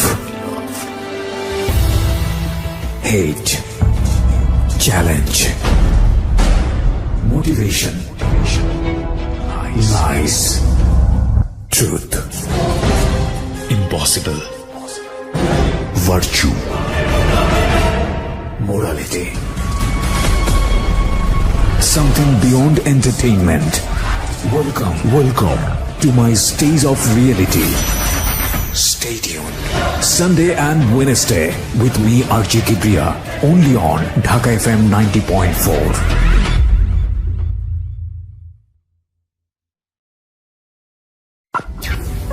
জীবন গল্প, brought to you by Canadian University of Bangladesh. প্রিয় দর্শক এবং শ্রোতা, আপনারা শুনছেন জীবন গল্প, brought to you by Canadian University of Bangladesh. আমরা আবারও ফিরে যাচ্ছি আলাপনে। পরবর্তী পর্যায়ে আমার মা একজনকে বলেছিল যে আমার মেয়ের ছেলে মেয়ে নাই, আমি তোমাদের কাছ থেকে একটা বেবি আশা করছি, তোমরা এটার জন্য কি দাও। তিনি আপনাকে অ্যাকিউজ করতেন নাকি আসলে আপনারা ডাক্তারের কাছেই যান না এই বিষয়টা নিয়ে? সে কখনো না এই ব্যাপারে ইন্টারেস্ট ফিল করেনি, বলেই মানে আপনি নিজে থেকে কখনো বলতেন যে চলো একটা বেবি ডাক্তার হ্যাঁ দেখাই? হ্যাঁ আমি দেখিয়েছি, টিএ খান সাহেব না একজন ছিলেন না, হ্যাঁ ওনাকে দেখিয়েছেন। হ্যাঁ ওনাকে দেখিয়েছি, উনি বলছে আপনাদের সবকিছু নর্মাল আছে। আমার তো বেবি আগে হয়েই ছিল দুটা, না এটা হতে পারে যে কোনো কারণে হয়তো মিসক্যারেজ হয়ে গেছে, সেক্ষেত্রে প্রবলেম ক্রিয়েট হয়েছে কিনা। হতে পারে। হ্যাঁ তারপর যাই হোক পরবর্তী পর্যায়ে আমার আর দেন আপনি আপনার হাজবেন্ডের সাথে বিষয়টা ডিসকাস করলেন যে বেবি অ্যাডপ্ট করবো কিনা বা কি অবস্থা? আমি তার সাথে না ওইভাবে জিজ্ঞেস না করে আমি আবার বললাম যে আম্মা একদিন ফোন করে বলে কি, শোনো তোমাদের জন্য একটা বেবি নিয়ে এসেছি। আমার মা নিজেই একজনকে বলেছিল, এটা একদম অর্ডারের বাচ্চা, আচ্ছা আচ্ছা, আগে থেকেই যে আগে থেকে বলা হয়েছিল যে তোমার একটা বেবি নাও, ওদের 5টা না 6টা বাচ্চা আছে, আচ্ছা এই বাচ্চাটা হলে আমি সাথে সাথে নিয়ে আসবো। আচ্ছা আচ্ছা এইভাবে তাকে আনা হয়েছিল, এবং সে আমার মামাতো ভাই, ও আমার মামাতো ভাই খালাতো বোন। আচ্ছা হ্যাঁ তারা আমার ব্যাপারটা খুব ফিল করতো, সেই জন্যই তারা এই ব্যাপারটা তারাই করে, নাহলে নিজের বাচ্চা তার নিশ্চয়ই কেউ দেয় না। ওরা আমার জন্য, আমার বোন যেহেতু, আমার ভাই যেহেতু, তারা আমার জন্য ফিল করেছে, সেই জন্য তারা তৈরি করে বেবিটা আমার মার কাছে দিয়ে দিয়েছে। আমরা যখন তাকে বলেছি তখন সে খুব খুশি হয়ে গেছে, ওকে। তখন কিন্তু সে আর না করে নাই। তখন আর কি ইন দি মিন টাইম আমাদের সে মোটরসাইকেল কিনেছে, সেটাও আমি কিনে দিয়েছি। আবার এরপরে আমরা একটা গাড়ি কিনেছি এই পান্না কায়সার আপার কাছ থেকে। তারপরে আমাকে বললো যে চলো আমরা, পান্না কায়সার মানে শমী কায়সারের মা? জি শমী কায়সারের মা, আমার কলিগ ছিলেন উনি, বদরুসা কলেজে আমার কলিগ ছিলেন অনেক বছর। ওকে। হ্যাঁ ওনার সাথে আমার খুব হৃদ্যতা ছিল, ভীষণ আপন বোনের মতো, এখনো আছে। হ্যাঁ আচ্ছা তারপর সমীর আমার বাসা খুব আসা যাওয়া ছিল। মাশাআল্লাহ, ঠিক আছে। তারপরে বললাম যে আম্মা এরকম আমাদের জন্য একটা বেবি নিয়ে আসছে, চলো যাই নিয়ে আসি। বলে হ্যাঁ চলো যাই, খুব খুশি সে। তারপরে গাড়ি চালায় আমরা নিয়ে চলে আসলাম, বাড়ি গেলাম, সেখান থেকে আমরা বেবি নিয়ে আসলাম। নিয়ে আসার পরে সে তার মা বাবা ভাই বোন সবাইকে খবর দিল, তারা সবাই খুব খুশি। ঠিক আছে, তারা কিন্তু কেউ অখুশি নয়, প্রত্যেকে খুব খুশি। আচ্ছা তারপরে এই তো বেবি নিয়ে চলে আসলাম, অতটুকু ছোট্ট একটা বেবি, সেটা একেবারে বড় হলো দিনে দিনে। তাকে প্রচন্ড ভালোবাসতো, সে প্রচন্ড ভালোবাসতো আমার মেয়েটাকে। আর কি বলবো, আশপাশে প্রতিবেশীরাও সবাই খুব আদর করতে, দেখতে খুব সুন্দর ছিল সে, ভীষণ সুন্দরী ছিল। তো এই দিন গেল। তারপর পরবর্তী পর্যায়ে আস্তে আস্তে দেখি আমার মেয়েও বড় হচ্ছে ঠিকই, কিন্তু আমার হাজবেন্ডের কিন্তু আউটগোয়িং ব্যাপারটা বেড়ে যাচ্ছে আস্তে আস্তে, আচ্ছা আস্তে আস্তে বাড়ছে, এবং সে তখন আমাকে একেবারেই কেয়ার করছে না। একদিন এরকম হয়েছে যে সে আমাকে উইদাউট এনি ইনফরমেশন, সে রাত্রি 11:30 12টা বাজে, শীতকালের দিন, নভেম্বর মাস, তখন সে বাসায় আসে নাই। তখন আমি তার এক কলিগের বাসায় ফোন করেছি। তখন ভাবিকে বললাম, ভাবি আপনি কি জানেন আপনার ভাই কোথায় গেছে, আপনার হাজবেন্ড কোথায় গেছে? বলে হ্যাঁ জানি তো, আজকে তো জার্মান এম্বাসিতে ওদের আজকে ককটেল পার্টি আছে, ওখানে গেছে। এগুলো বলে যেত না? না, কোনোদিন কখনো আমাকে বাসা থেকে বেরোনোর সময় বলে যেত না। কোথায় যাচ্ছে, মানে প্র্যাকটিসই ছিল না বিষয়গুলো? তার এই বিষয়টা প্র্যাকটিসই ছিল না। আচ্ছা। তো আমাদের যেমন, আমি এখনো বাড়ি থেকে বেরোলে, আমি আমার কাজের মেয়ে বাসায় আছে, আমি তাকে বলে আসি আমি এখন বের হচ্ছে, আমি রেডিওতে যাচ্ছি। তো এরকম, কিন্তু তাদের কোনো ওই বাড়ি কোনো প্র্যাকটিস নাই বোধহয়, এরকম হয়তো ফ্যামিলি প্র্যাকটিস নাই আর কি তাদের, এই জন্য সে বলে কখনো যেত না। তবে যখন আমার মেয়েকে যাওয়ার সময় আর কি, মেয়ে হয়তো সি অফ করার জন্য গেটে গেছে, তখন হয়তো টাটা বাই বাই বললো, খোদা হাফেজ বললো, তখন বলতো। মেয়েকে কিন্তু সে রেগুলার বলতো, ঠিক আছে, কিন্তু আমাকে কখনো বলতো না। হয়তো আমি যদি ঘরে আছি বলে যেত না আমি বেরোচ্ছি, আমি যাচ্ছি, কোনোদিন বলতো না। আমি স্কার্টন গার্ডেন ওই বাসায় থাকলাম অনেকদিন, অনেক ধরেন প্রায় 88 সাল থেকে শুরু করে 87 সাল থেকে শুরু করে একদম 94 সাল পর্যন্ত, 95 সাল পর্যন্ত আমি ওখানে ছিলাম। তো আমার সাথে এর মধ্যে ইন দি মিন টাইম কিন্তু তার সাথে একটা ডিস্টেন্স ক্রিয়েট হয়ে গেছে অলরেডি, মানসিক গ্যাপ, একদম মানসিক গ্যাপ শুরু হয়ে গেছে অনেকভাবে। সেটা হচ্ছে সে অনেক বেশি টাইম বাইরে স্পেন্ড করে, এবং আমি ফোন করি বা অফিসে ফোন করি, যে Bangladesh Times office land phone, তখন ফোন করি যে উনি কোথায়, বলে সে তো অনেকক্ষণ আগে চলে গেছে, 2 ঘন্টা তো হয়ে গেছে। তারপরে অনেক পরে বিষয়টা যেটা বুঝি, মানে আমি নিজেও তো বিবাহিত, মানে বিষয়টা যেটা বুঝি যে আপনি তাকে মিস করতেন একটা পার্টিকুলার টাইমের জন্য হোক, বা আপনাকে কিছুটা কোম্পানি দিয়ে কিছুটা কেয়ার করতে, ওই জিনিসগুলো মিসিং হয়ে গেল। আমি তো কোম্পানির জন্যই বিয়ে করলাম, নাহলে তো আমি চাকরি করি, রোজগার করি, আমার কি আর দরকার ছিল কিছু? আমার খাওয়ানো পড়ানোর জন্য তো কাউকে দরকার ছিল না, কিন্তু আমি কম্পেনিয়নের জন্য বিয়ে করেছি। সেই কম্পেনিয়নটাই আমার চলে গেল, অর্থাৎ সে বাইরে এত ইনভলভ হয়ে গেল এত ইনভলভ হয়ে গেলো তার অফিসের কলিগদের সাথে, মহিলা কলিগদের সাথে, অন্য অফিসের মহিলা কলিগদের সাথে, অনেক নানান জায়গাতে, প্রেস ক্লাবে, মানে অর্থাৎ তার বান্ধবীর কোনো শেষ নাই। কেন তখন যখন তার কিছুই ছিল না তখন আমি ছিলাম। তখন আমাকে বলেছিল যে তুমি যদি আমার সাথে সহযোগিতা না করো তাহলে আমি সংসার চালাতে পারবো না, আমি অনেক অল্প পয়সায় চাকরি করি। কিন্তু যখন সে তখন গাড়ি কিনে ফেললো, মোটরসাইকেল কিনে ফেললো, এত কিছু হয়ে যাচ্ছে, আস্তে আস্তে দেখছি তার ডেভেলপমেন্ট হচ্ছে, তখন তার বান্ধবী জুটে গেল অনেক। তখন ওই গাড়ি নিয়ে এসে বান্ধবী নিয়ে সাভার ঘুরে বেড়াচ্ছে, এখানে ঘুরে বেড়াচ্ছে, ওইখানে বেড়াচ্ছে। এগুলো কি আপনি প্রমাণ পেতেন নাকি আপনি এমনিই বলছেন? না না, আমি দেখেছি। দেখেছেন? হ্যাঁ দেখেছি। আর দু একজনের বাসাতে আমি নিজে সরাসরি গিয়ে দেখেছি যে সে ওই বাসাতে পরবর্তীতে আছে। ইনসিডেন্ট এগুলো হয়েছে? ঘটে, এমন ঘটনা ঘটেছে যে আমি ওই বাসায় গিয়েছি, দুবার গেছি, দুবারই ওনাকে আমি ওই বাসায় পেয়েছি, 3 বার গেছি ওই বাসায় পেয়েছি, 4 বার গেছি ওই বাসায় পেয়েছি। ঠিক আছে, এরকম ছিল। আপনি এগুলো নিয়ে তাকে চার্জ করতেন না যে তুমি এখানে কেন? আমি বলেছি তাকে, একদিন বললাম যে এরকম যে তুমি করছো, যদি ভবিষ্যতে আমি যদি খারাপ হয়ে যাই, আমি যদি আউটগোয়িং হয়ে যাই, তোমার কেমন লাগে? and then you will be responsible for that situation. তখন আমার কোনো দোষ থাকবে না, কিন্তু আমি বলে দিলাম। যখন এই কথাগুলো আমি বলতাম তখন কিন্তু সে কয়েকদিন ঠিক থাকতো, তারপরে আবার সে এরকম চেঞ্জ হয়ে যেত। কারণ ওই যে বাইরের লোকজন তাকে খুব নক করতো অনেক বেশি। সে তো খুব আলাপি ছিল, গপ্পবাজ ছিল, সবাই জমিয়ে রাখতো। এবং সে আমার বাড়িতে থাকার চাইতে তাদের সাথে কোম্পানি তার হয়তো পছন্দ হতো। এবং দেখা গেল সে এক জায়গায় বাইরে থেকে ফিরেছে, ঢাকায় ফিরে আমাকে সময় না দিয়ে সে চলে গেল বান্ধবীর বাড়িতে। তা আমি বললাম যে এখানে গেল কেন, কিভাবে বুঝলাম যে সে গেল, রুমানাকে সাথে নিয়ে গেলাম, আমাদের মেয়ে আর কি, যে আমার বাচ্চা অ্যাডপ্ট করেছেন, যে বাচ্চার কথা বললাম, সেই বাচ্চাকে নিয়ে সেই বাসায় গেছে। সে এসে আবার আমাকে রিপোর্ট করছে, বলছে। তারপরে মেয়ের বার্থডে অন্য বান্ধবীদের বাসায় পালন হচ্ছে। মেয়ের বার্থডে অন্য বাসায়, নিজের বাসায় না, অন্য বাসায় পালন হচ্ছে। দূরত্ব তো মহাদূরত্ব তৈরি হয়। মহাদূরত্ব মানে কি, মারাত্মক ভাবে। এই পরবর্তী পর্যায়ে আমি বললাম যে তুমি যে এরকম বাইরে বাইরে ঘুরে বেড়াচ্ছ, কতজনকে নিয়ে ঘুরে বেড়াচ্ছ, ঠিক আছে, আমাকে তো অনেকে এসে ফোন করে, বলে ভাবি আপনার জন্য তো এই জিনিসটা পাঠাইছি, আপনি পাইছেন? কে বলছেন? বলে অমুক জায়গায়। কেন, আপনি ভুলে গেলেন আমাকে? কার্ড দিয়ে গেলেন যে, ভাই দিয়ে গেল। কোথায় কার্ড দিলাম, কোথায় গেলাম? ওই যে ওই কি যেন একটা জায়গার নাম বলে, সেখানে। না আমি তো যাইনি। বলে না ভাবি আপনি এসেছিলেন, আমার ভাই আর বাড়িতে। মানে অন্য কাউকে নিয়ে গেছে সে, হ্যাঁ এরকম। তারপরে এক বাসায় একজন আমাকে বললো কি, আপা ইফাত আপা আপনি আসেন না কেন? বলে কোথায় আসবো? বলে আমাদের বাসায়। তোমাদের বাসায় কেন আসবো? বলে কেন, আপনার উনি গান শুনতে আসে আমাদের বাসায়। বলে তাই নাকি? জানি না ওনার কে আছে একজন, সে তাকে নিয়ে উনি গান শুনতে আমাদের। অর্থাৎ মুজরা শুনতে যাওয়া, গান শুনতে যাওয়া, উনি এগুলি পছন্দ করছেন, যাচ্ছেন, কিন্তু আমি গান গাইলে সমস্যা। ঠিক আছে। তারপরে যখন আমি গান গাওয়া একদমই ছেড়ে দিয়েছিলাম, যে ঘর সংসার করবো, ঠিক আছে, গান গাইতে আমার অনেক সময় ব্যয় করতে হয়, রাত বিরেতে কাজ করতে হয়, যেতে হয়, তো এগুলি করবো না, ছেড়ে দিয়েছি। তখন কিন্তু সে আবার আমাকে বলতো তুমি গান করতে যাও না কেন? দূর, ওইগুলো আবার আমাকে নিতে যেতে হয়, করতে হয়, ঝামেলা হয়, করবো না। বলি না গান করো। তবে কেন সে বলতো আমি জানি না, বলতে পারবো না, গান করো, পরে আবার তুমি আমাকে বলবে আমার জন্য তুমি গান ছেড়ে দিচ্ছ। কিন্তু আসলে তো ঘটনাটা অন্য জায়গায় মোড় নিচ্ছিল। সেটা হচ্ছে যে আমি তাকে কিন্তু একটা দিয়েছিলাম, শান্টিং দিয়েছিলাম, বলেছিলাম যে আমি যদি তোমার মতো এরকম অন্য একটা কোনো ছেলে নিয়ে ঘুরি তো আমি তোমার দেখিয়ে দেবো, আমি আরেকজন ছেলেকে নিয়ে আমি ঘুরবো, হ্যাঁ তুমি তোমার তখন কেমন লাগে সেটা আমি দেখতে চাই।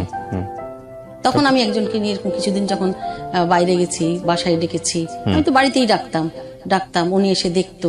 তারপরে উনি খুব মেজাজ করতো আর কি, তারপরে এটা বুঝতে পারতো আর কি। সে পরবর্তী পর্যায়ে এটা নিয়ে এসে আমার সাথে ভীষণ ঝগড়াঝাটি, দ্বন্দ্ব, কলহ, তিক্ততার শেষ পর্যায়ে চলে আসছে। তারপরে তো এরকম মেয়ে দেখছে এগুলি সবই। তারপরে সে পরবর্তী পর্যায়ে আবার সরকারি বাসা ইস্কাটন থেকে শুরু করে আমি আবার বেলিরোডের বাসায় গেলাম। বেলিরোডে তখন 3 রুমের বাসা পেলাম আমি, সেই বাসা আমি উঠলাম। সেখানে আমার কাজের লোক ছিল একজন, পার্মানেন্ট বুয়া থাকতো। তারপরে পরবর্তী পর্যায়ে মেয়েকে আমরা স্কুলে ভর্তি করলাম, সেকেন্ড হায়ার টিউটোরিয়ালে ভর্তি করার পরে মেয়ে পড়াশোনা করছে ওখানে ক্লাস 5 পর্যন্ত পড়াশোনা শেষ করে এই পরবর্তী পর্যায়ে এসে দেখলো যে বাড়ি ভাড়া বাসায় থাকছি আমরা অনেকদিন সরকারি বাসায়। আমার বেতনের পয়সা থেকে কিন্তু সব টাকা কেটে যাচ্ছে। আচ্ছা, ঠিক আছে। তো আমাকে কিন্তু সে কোনো কাপড় চোপড় কিনে দেওয়া, শখ করে কোনো কিছু দেওয়া বা কোনো টাকা পয়সা হাতে দেওয়া, বেতন গেলে যখন তার কম বেতন ছিল তার পয়সা সংসার চলতো না, আমার পয়সা অ্যাড করতে হতো, তখন কিন্তু সে আমাকে পয়সা দিত, রাখতে দিত। কিন্তু যখন বেশি পয়সা বেতন পাওয়া শুরু করলো তখন থেকে কিন্তু এই বিষয়টি আর থাকলো না। অর্থাৎ সে নিজেরটা সে নিজেই বেয়ার করে, নিজেরটা নিজেই সে হিসাব নিকাশ সে তার কাছে রাখে, আমার কাছে আর কোনো কিছুই রাখে না। কিন্তু অনেক দিন পর্যন্ত এরকম চললো এবং এই বাগবিতণ্ডা, অর্থাৎ সে কিন্তু অসংখ্য মহিলার সাথে ঘোরাফেরা করছে, কিছুই হচ্ছে না, কিন্তু আমি যখন তাকে টিট ফর ট্যাট দেখানোর জন্য করলাম তখন কিন্তু সেটা নিয়ে বিশাল তুলকালাম কাণ্ড বাঁধিয়ে বসলো। কাণ্ড বাঁধিয়ে আমার ভাইদের কাছে কমপ্লেন করলো, বললো, নানান কিছু বললো। তা আমার ভাইরা এই ব্যাপারটাতে আর আমাদেরকে কোনো কিছু নক করে নাই, বলে নাই, সে যে বলছে। তারপরে পরবর্তী পর্যায়ে বলছে যে ঠিক আছে, যদি তুমি মনে করো যে এটা সমস্যা তাহলে তুমি আমার বোনকে সাথে নিয়ে আসো, সাথে নিয়ে এসে তুমি আমাদেরকে বলো, নাহলে আমরা তোমার কথায় ওর অবর্তমানে তুমি যা বলছো আমরা বিশ্বাস করছি না তোমাকে, একদম বিশ্বাস করেন, ওরও তো কিছু বক্তব্য থাকতে পারে, তাই না? তারপর যা হোক আমি বেলি রোডের বাসায় যখন থাকতে থাকতে আমার ওটা 95 সাল থেকে আমি 98 সাল পর্যন্ত থাকলাম। এর মধ্যে আমার একটা বিশাল বড় শারীরিক সমস্যা হলো। হ্যাঁ, সেটা হচ্ছে আমার ফাইব্রয়েড হয়েছিল, ইউটারাসে ফাইব্রয়েড হয়েছিল, আর একটা অ্যাপেন্ডিসাইটিস পেকে গিয়েছিল। তো অসুস্থতার জন্য আমি গিয়েছিলাম আসলে গাইনি প্রবলেমের জন্য ইন্ডিয়া গেছিলাম। আমাকে বললো তুমি ইন্ডিয়াতে যাও ট্রিটমেন্ট করতে। তখন কিন্তু সে আমাকে ইন্ডিয়ায় পাঠিয়ে দিল। এই যে আমি ইন্ডিয়ায় গেলাম, সব ভিসা টিসা কিন্তু সেই সব কিছু করে দিল। প্রায় 3 মাসের ভিসা ছিল আমার তখন সেই সময়। আমি আমার মেয়েকে রেখে 98-এ চলে গেলাম কি বলে ইন্ডিয়াতে গেলাম। ওখানে একটা মুসলিম ফ্যামিলির সাথে আমাদের অ্যাটাচমেন্ট ছিল ভালো, ওই বাড়িতে গিয়ে আমি উঠলাম। ওইখানে থাকতে থাকতে ওরা বললো চলো কাকিমা আমরা যাই, দার্জিলিং বেড়াতে যাই। যেদিন যাব 15 জুন, তার আগে 2 দিন আগে আমার প্রচন্ড ব্যথা এবং কেমন জানি আমার দম বন্ধ হয়ে আসছে, খারাপ লাগছে ভীষণ ভাবে, কথা বলতে পারছি না, শ্বাসকষ্ট হচ্ছে। আমি বললাম তুমি তাড়াতাড়ি চলো, আমি তোমার বাংলাদেশে আমি কথা বলবো, তোমার কাকুর সাথে কথা বলবো, আমি তো মনে হয় বাঁচবো না মনে হচ্ছে এরকম অবস্থা, আমি তো এত শ্বাসকষ্ট হচ্ছে আমি কথাই বলতে পারছি না। পরে টেলিফোনে কথা বললাম, ওদের ল্যান্ড ফোন ছিল, ফোনে কথা বললাম। কথা বলার পরে আমি বললাম যে আমি তো মনে হয় বাঁচবো না, আমি মারা যাবো, তুমি আমাকে নিতে আসো, অবস্থা খুব খারাপ আমার। তো বলে কি হয়েছে, ডাক্তার দেখাও তাড়াতাড়ি। পরবর্তী পর্যায়ে সেদিন রাত্রেবেলা যখন 2 দিন পরে, সেদিন 15 জুন ছিল, অ্যাটাক হলো মারাত্মকভাবে, অ্যাপেন্ডিক্সে অ্যাটাক হয়ে অ্যাপেন্ডিক্স বাস্ট হয়ে গেছিল। তারপরে ওরা তাড়াতাড়ি করে হসপিটালে নিয়ে গেছিল। হসপিটালটার নাম কলকাতা রিসার্চ ইনস্টিটিউট। হ্যাঁ, তো আমাদের এখানে ইয়ের মতো পিজি হসপিটালের মতো আর কি একটা হসপিটাল ওখানে। তো সেখানে গেলাম, ওনার ডাক্তার আরবি চ্যাটার্জি, তাকে দেখালাম। উনি দেখিয়ে টেকে বললো হাই তো সর্বনাশ ব্যাপার। পরে ওনারা টেস্ট করলো, বললো তো বিরাট বড় একটা ফাইব্রয়েড আছে আর এত ব্লিডিং হচ্ছে, এটা তো অবস্থা খুব খারাপ, একটা ব্লিডিং বন্ধ করে তবে অপারেশন করতে হবে। তারপরে ওনারা আর দেখলো যে হিমোগ্লোবিন আমার 4.5-এ চলে এসছে, যেখানে 10-12 থাকার কথা। তারপরে বললো তো যদি রক্ত না দেওয়া হয় তাহলে তার অপারেশন করতে পারবো না আমরা। তারপরে ওনারা আমাদেরকে, যারা যেই ভদ্রলোক আর কি আমাদের হেল্প করতেন, ভদ্রমহিলা, ওনারা ওখানে কলকাতায় ঠাকুরপুকুর এখানে থাকেন ওনারা। তো ওনারা কেয়ার থেকে ওনারা মেডিসিন নিল, ব্লাড নিল, 8 ব্যাগ রক্ত লেগেছিল আমার। 8 ব্যাগ রক্ত দিয়ে তারপরে অপারেশন হলো। তারপরে সেই অবস্থা থেকে অবস্থা থেকে অপারেশনের পরে আমি 3 দিনের পরেই আবার কমায় চলে গেলাম প্রায়। এই সময়টাতে আপনার হাজবেন্ড কতটুকু সাপোর্ট করেছেন? এই সময় তারা ফোন করেছিল, তারা ফোন করলে পরে সে এসেছিল। ডাক্তার বলেছে অপারেশন করব, কিন্তু পেশেন্টের হাজবেন্ড না আসলে আমরা করবো না, কারণ ওনার ডেড বডি নিতে হতে পারে। সেই জন্য তখন আমি আবার আল্লাহর কি শান দেখেন, আমি যাওয়ার সময় না তাকে বলছিলাম আমার সাথে চলো, যাবে না, গেল না, কিন্তু আমি ওর ভিসাটা করে রেখে গেছিলাম যদি যায়। হ্যাঁ, নিজে থেকে করে গিয়েছিলাম, আমি নিজেই করে গেছিলাম। কেন জানি যে ভিসাটা আমাদের দুজনে না, আমি আসলে একসাথে যাওয়ার জন্য ভিসা করেছিলাম, কিন্তু সে যায়নি, আমার সাথে গেল না, আমি একাই গেলাম। ঠিক আছে, মেয়েকে রেখে।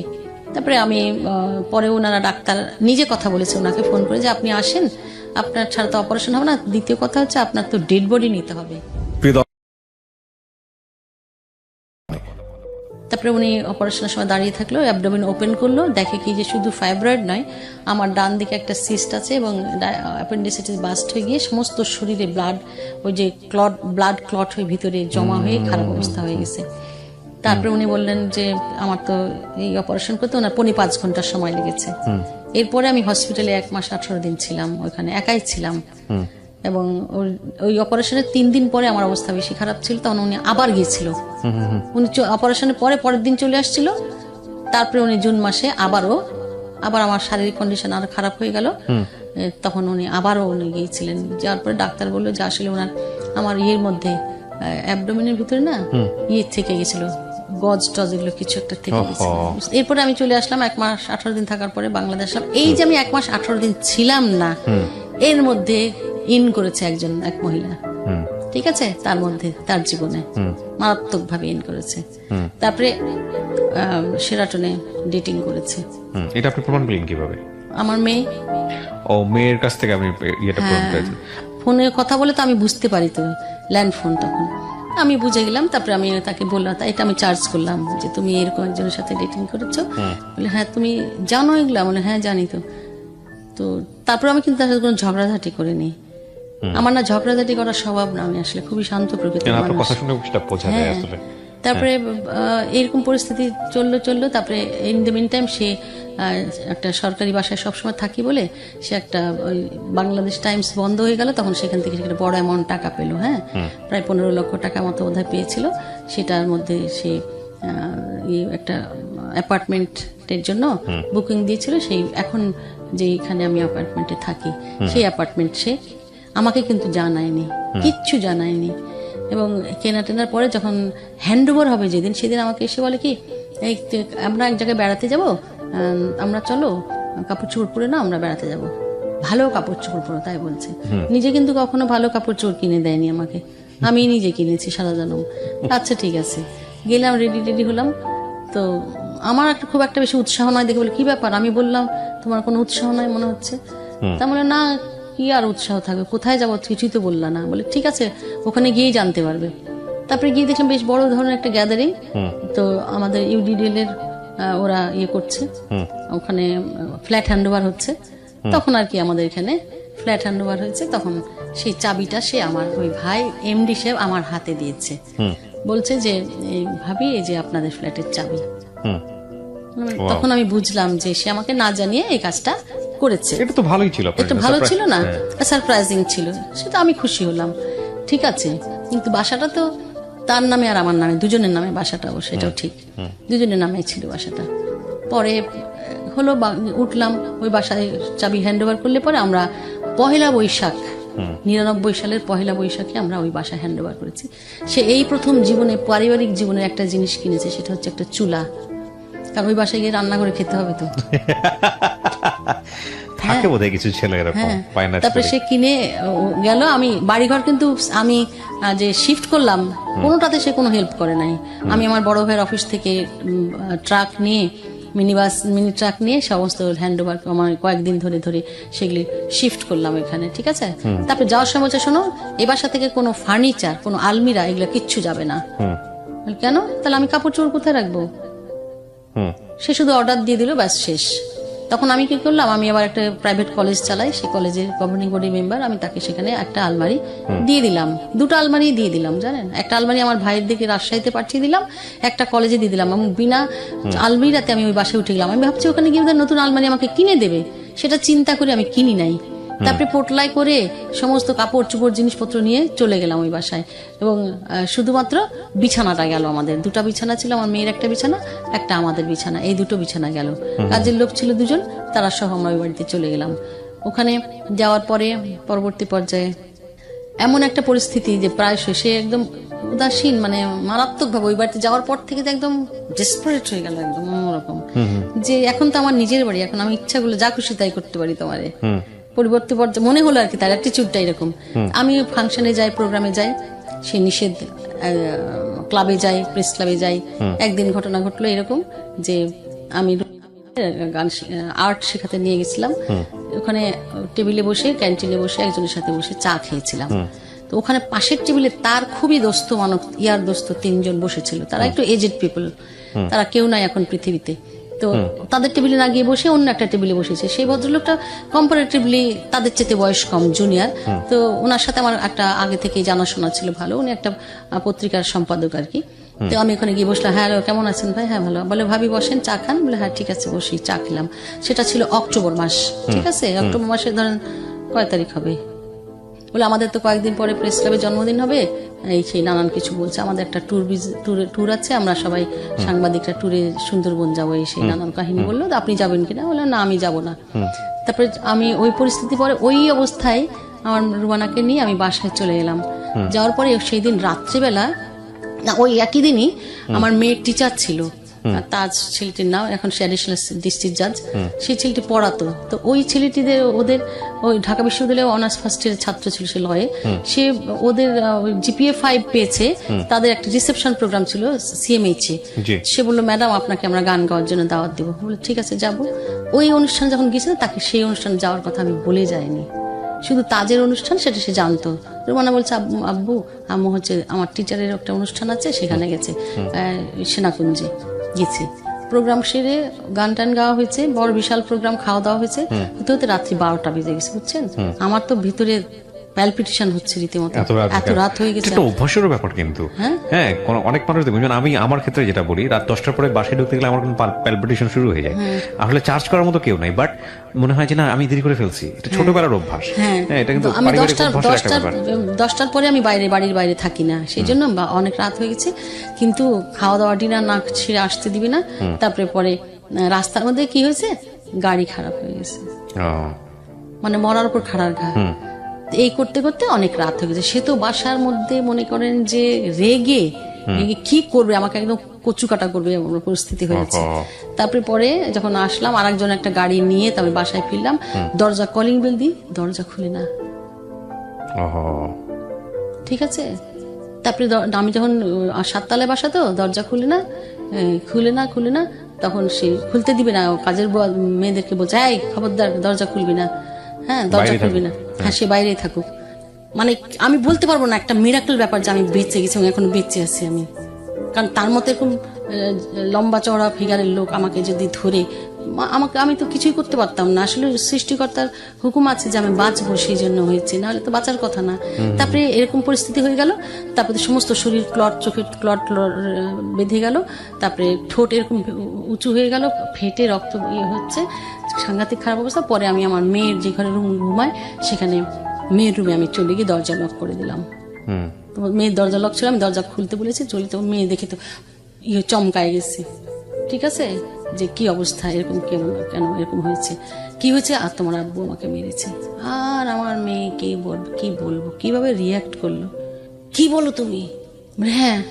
তারপরে সে আমি ওই ঘরে থেকে গেলাম। তারপরে সে পরিস্থিতি তো খুব ভয়ঙ্কর। তারপরে আমি আমার ভাইকে ফোন দিলাম। সেই সময়টাতে আমার মেজো ভাবি ছিল না, দার্জিলিং গিয়েছিল বেড়াতে। টাইমটা ছিল অক্টোবর মাসের 11 তারিখ। এবার আমার মনে হয়েছে 11ই অক্টোবর প্রোগ্রাম ছিল সেনাকুঞ্জে, সেদিন রাতের ঘটনাটা এটা ছিল। ঠিক আছে, তারপরে ভাইকে বললাম, ভাই আমার এসে দেখলো। আমার একটা বন্ধু ছিল ম্যাজিস্ট্রেট, তাকে বললাম, মন্ত্রীর পিএস ছিল, তাকে যে ডাকলাম যে বল কি করব। সে আমার ক্লাসমেট ছিল, তো বললে কি শোনো দোস্ত, তুমি যদি এই সংসার করতে চাও তাহলে কিছুই করো না, আর যদি তুমি সংসার না করতে চাও তাহলে অনেক কিছু করতে পারবা। এটা আমাকে বললো। তবে এই বাসায় থেকে তুমি কিছুই করতে পারবা না, কারণ তোমাকে তো কুচি কুচি করে মেরে ফেলবে, কেটে ফেলবে। তারপরে এমনিতেই তো তারা এমন একটা জায়গায় চাকরি করে, তাদের পেশাগত কারণে তারা মানুষের কাছে অনেক বেশি প্রিভিলেজড। তো সুতরাং তুমি কি করবা চিন্তা করো। তারপরে কয়েকদিন আমি কলেজে গেলাম না, কলেজের টিচাররা অনেকে দেখতে আসলো আমাকে, তারা কিন্তু এই ঘটনা কিছুই জানে না। আজকেই প্রথম আমার এই প্রোগ্রামের মাধ্যমে শুনবে। শুধু এটা এখানে না, আপনি কখনো বলেননি? কখনো কারোর কাছে বলিনি আমি এই বিষয়টি, শুধু আমার বান্ধবী জানে। হ্যাঁ, আমার রুমমেট, আমার বান্ধবী দুজন, ওরা জানে, আর কেউ জানে না। আর আমার ভাবিদেরকে আমি বলেছি। তো আমার ভাইকে বললাম, ভাই বললো আমি কি করবো। আমার ভাই অত্যন্ত ভদ্র মানুষ, শান্তশিষ্ট মানুষ, উনি অ্যাডিশনাল চিফ ইঞ্জিনিয়ার ছিলেন। তো উনি কি করবে, পাজল হয়ে যাচ্ছে, বলে তোর ভাবি তো নাই, আমি যে কি করবো আমি বুঝতে পারছি না। যাই হোক, তখন উনি বনানের বাসায় থাকতেন, আমার ভাই সরকারি বাসায় থাকতেন। আর ওনারা আমাকে এই ব্যাপারে আর কোনো হেল্প করলো না। তারপর আমার পাশে কিন্তু তখন আর কেউ নেই, আমি তখন একদম অসহায়। আমার বান্ধবীরাও কেউ কিছু করতে পারবে না, ওদের বাড়িতে গিয়েও আমি থাকতে পারবো না, আমি আমার মেয়েকে ফেলে কোথায় যাব। তখন আমার মেয়ে পরের 2 দিন পরে যখন স্বাভাবিক, আমার মুখে তখন এরকম দাগ, বলে মা একটা কথা বলি, চলো না আমরা চলে যাই এখান থেকে। আমি এই কথাটা ভুলবো না কখনো। তুমি এই লোকের সাথে কেন থাকছো, চলো আমরা চলে যাই এখান থেকে। এই চলতে থাকলো, এরকমই চলতে থাকলো। এই যে আমি ঘর থেকে বেরিয়ে আসলাম না জানেন, আজও বেরিয়েছি, কালও বেরিয়েছি, আর কখনো আজকে ফেরা হয়নি। আর কখনো আমি সেই ঘরে ফিরিনি। কিন্তু আমি ওই একই বাড়িতে আমার বসবাস করতে হয়েছে বিকজ অফ মাই ডটার।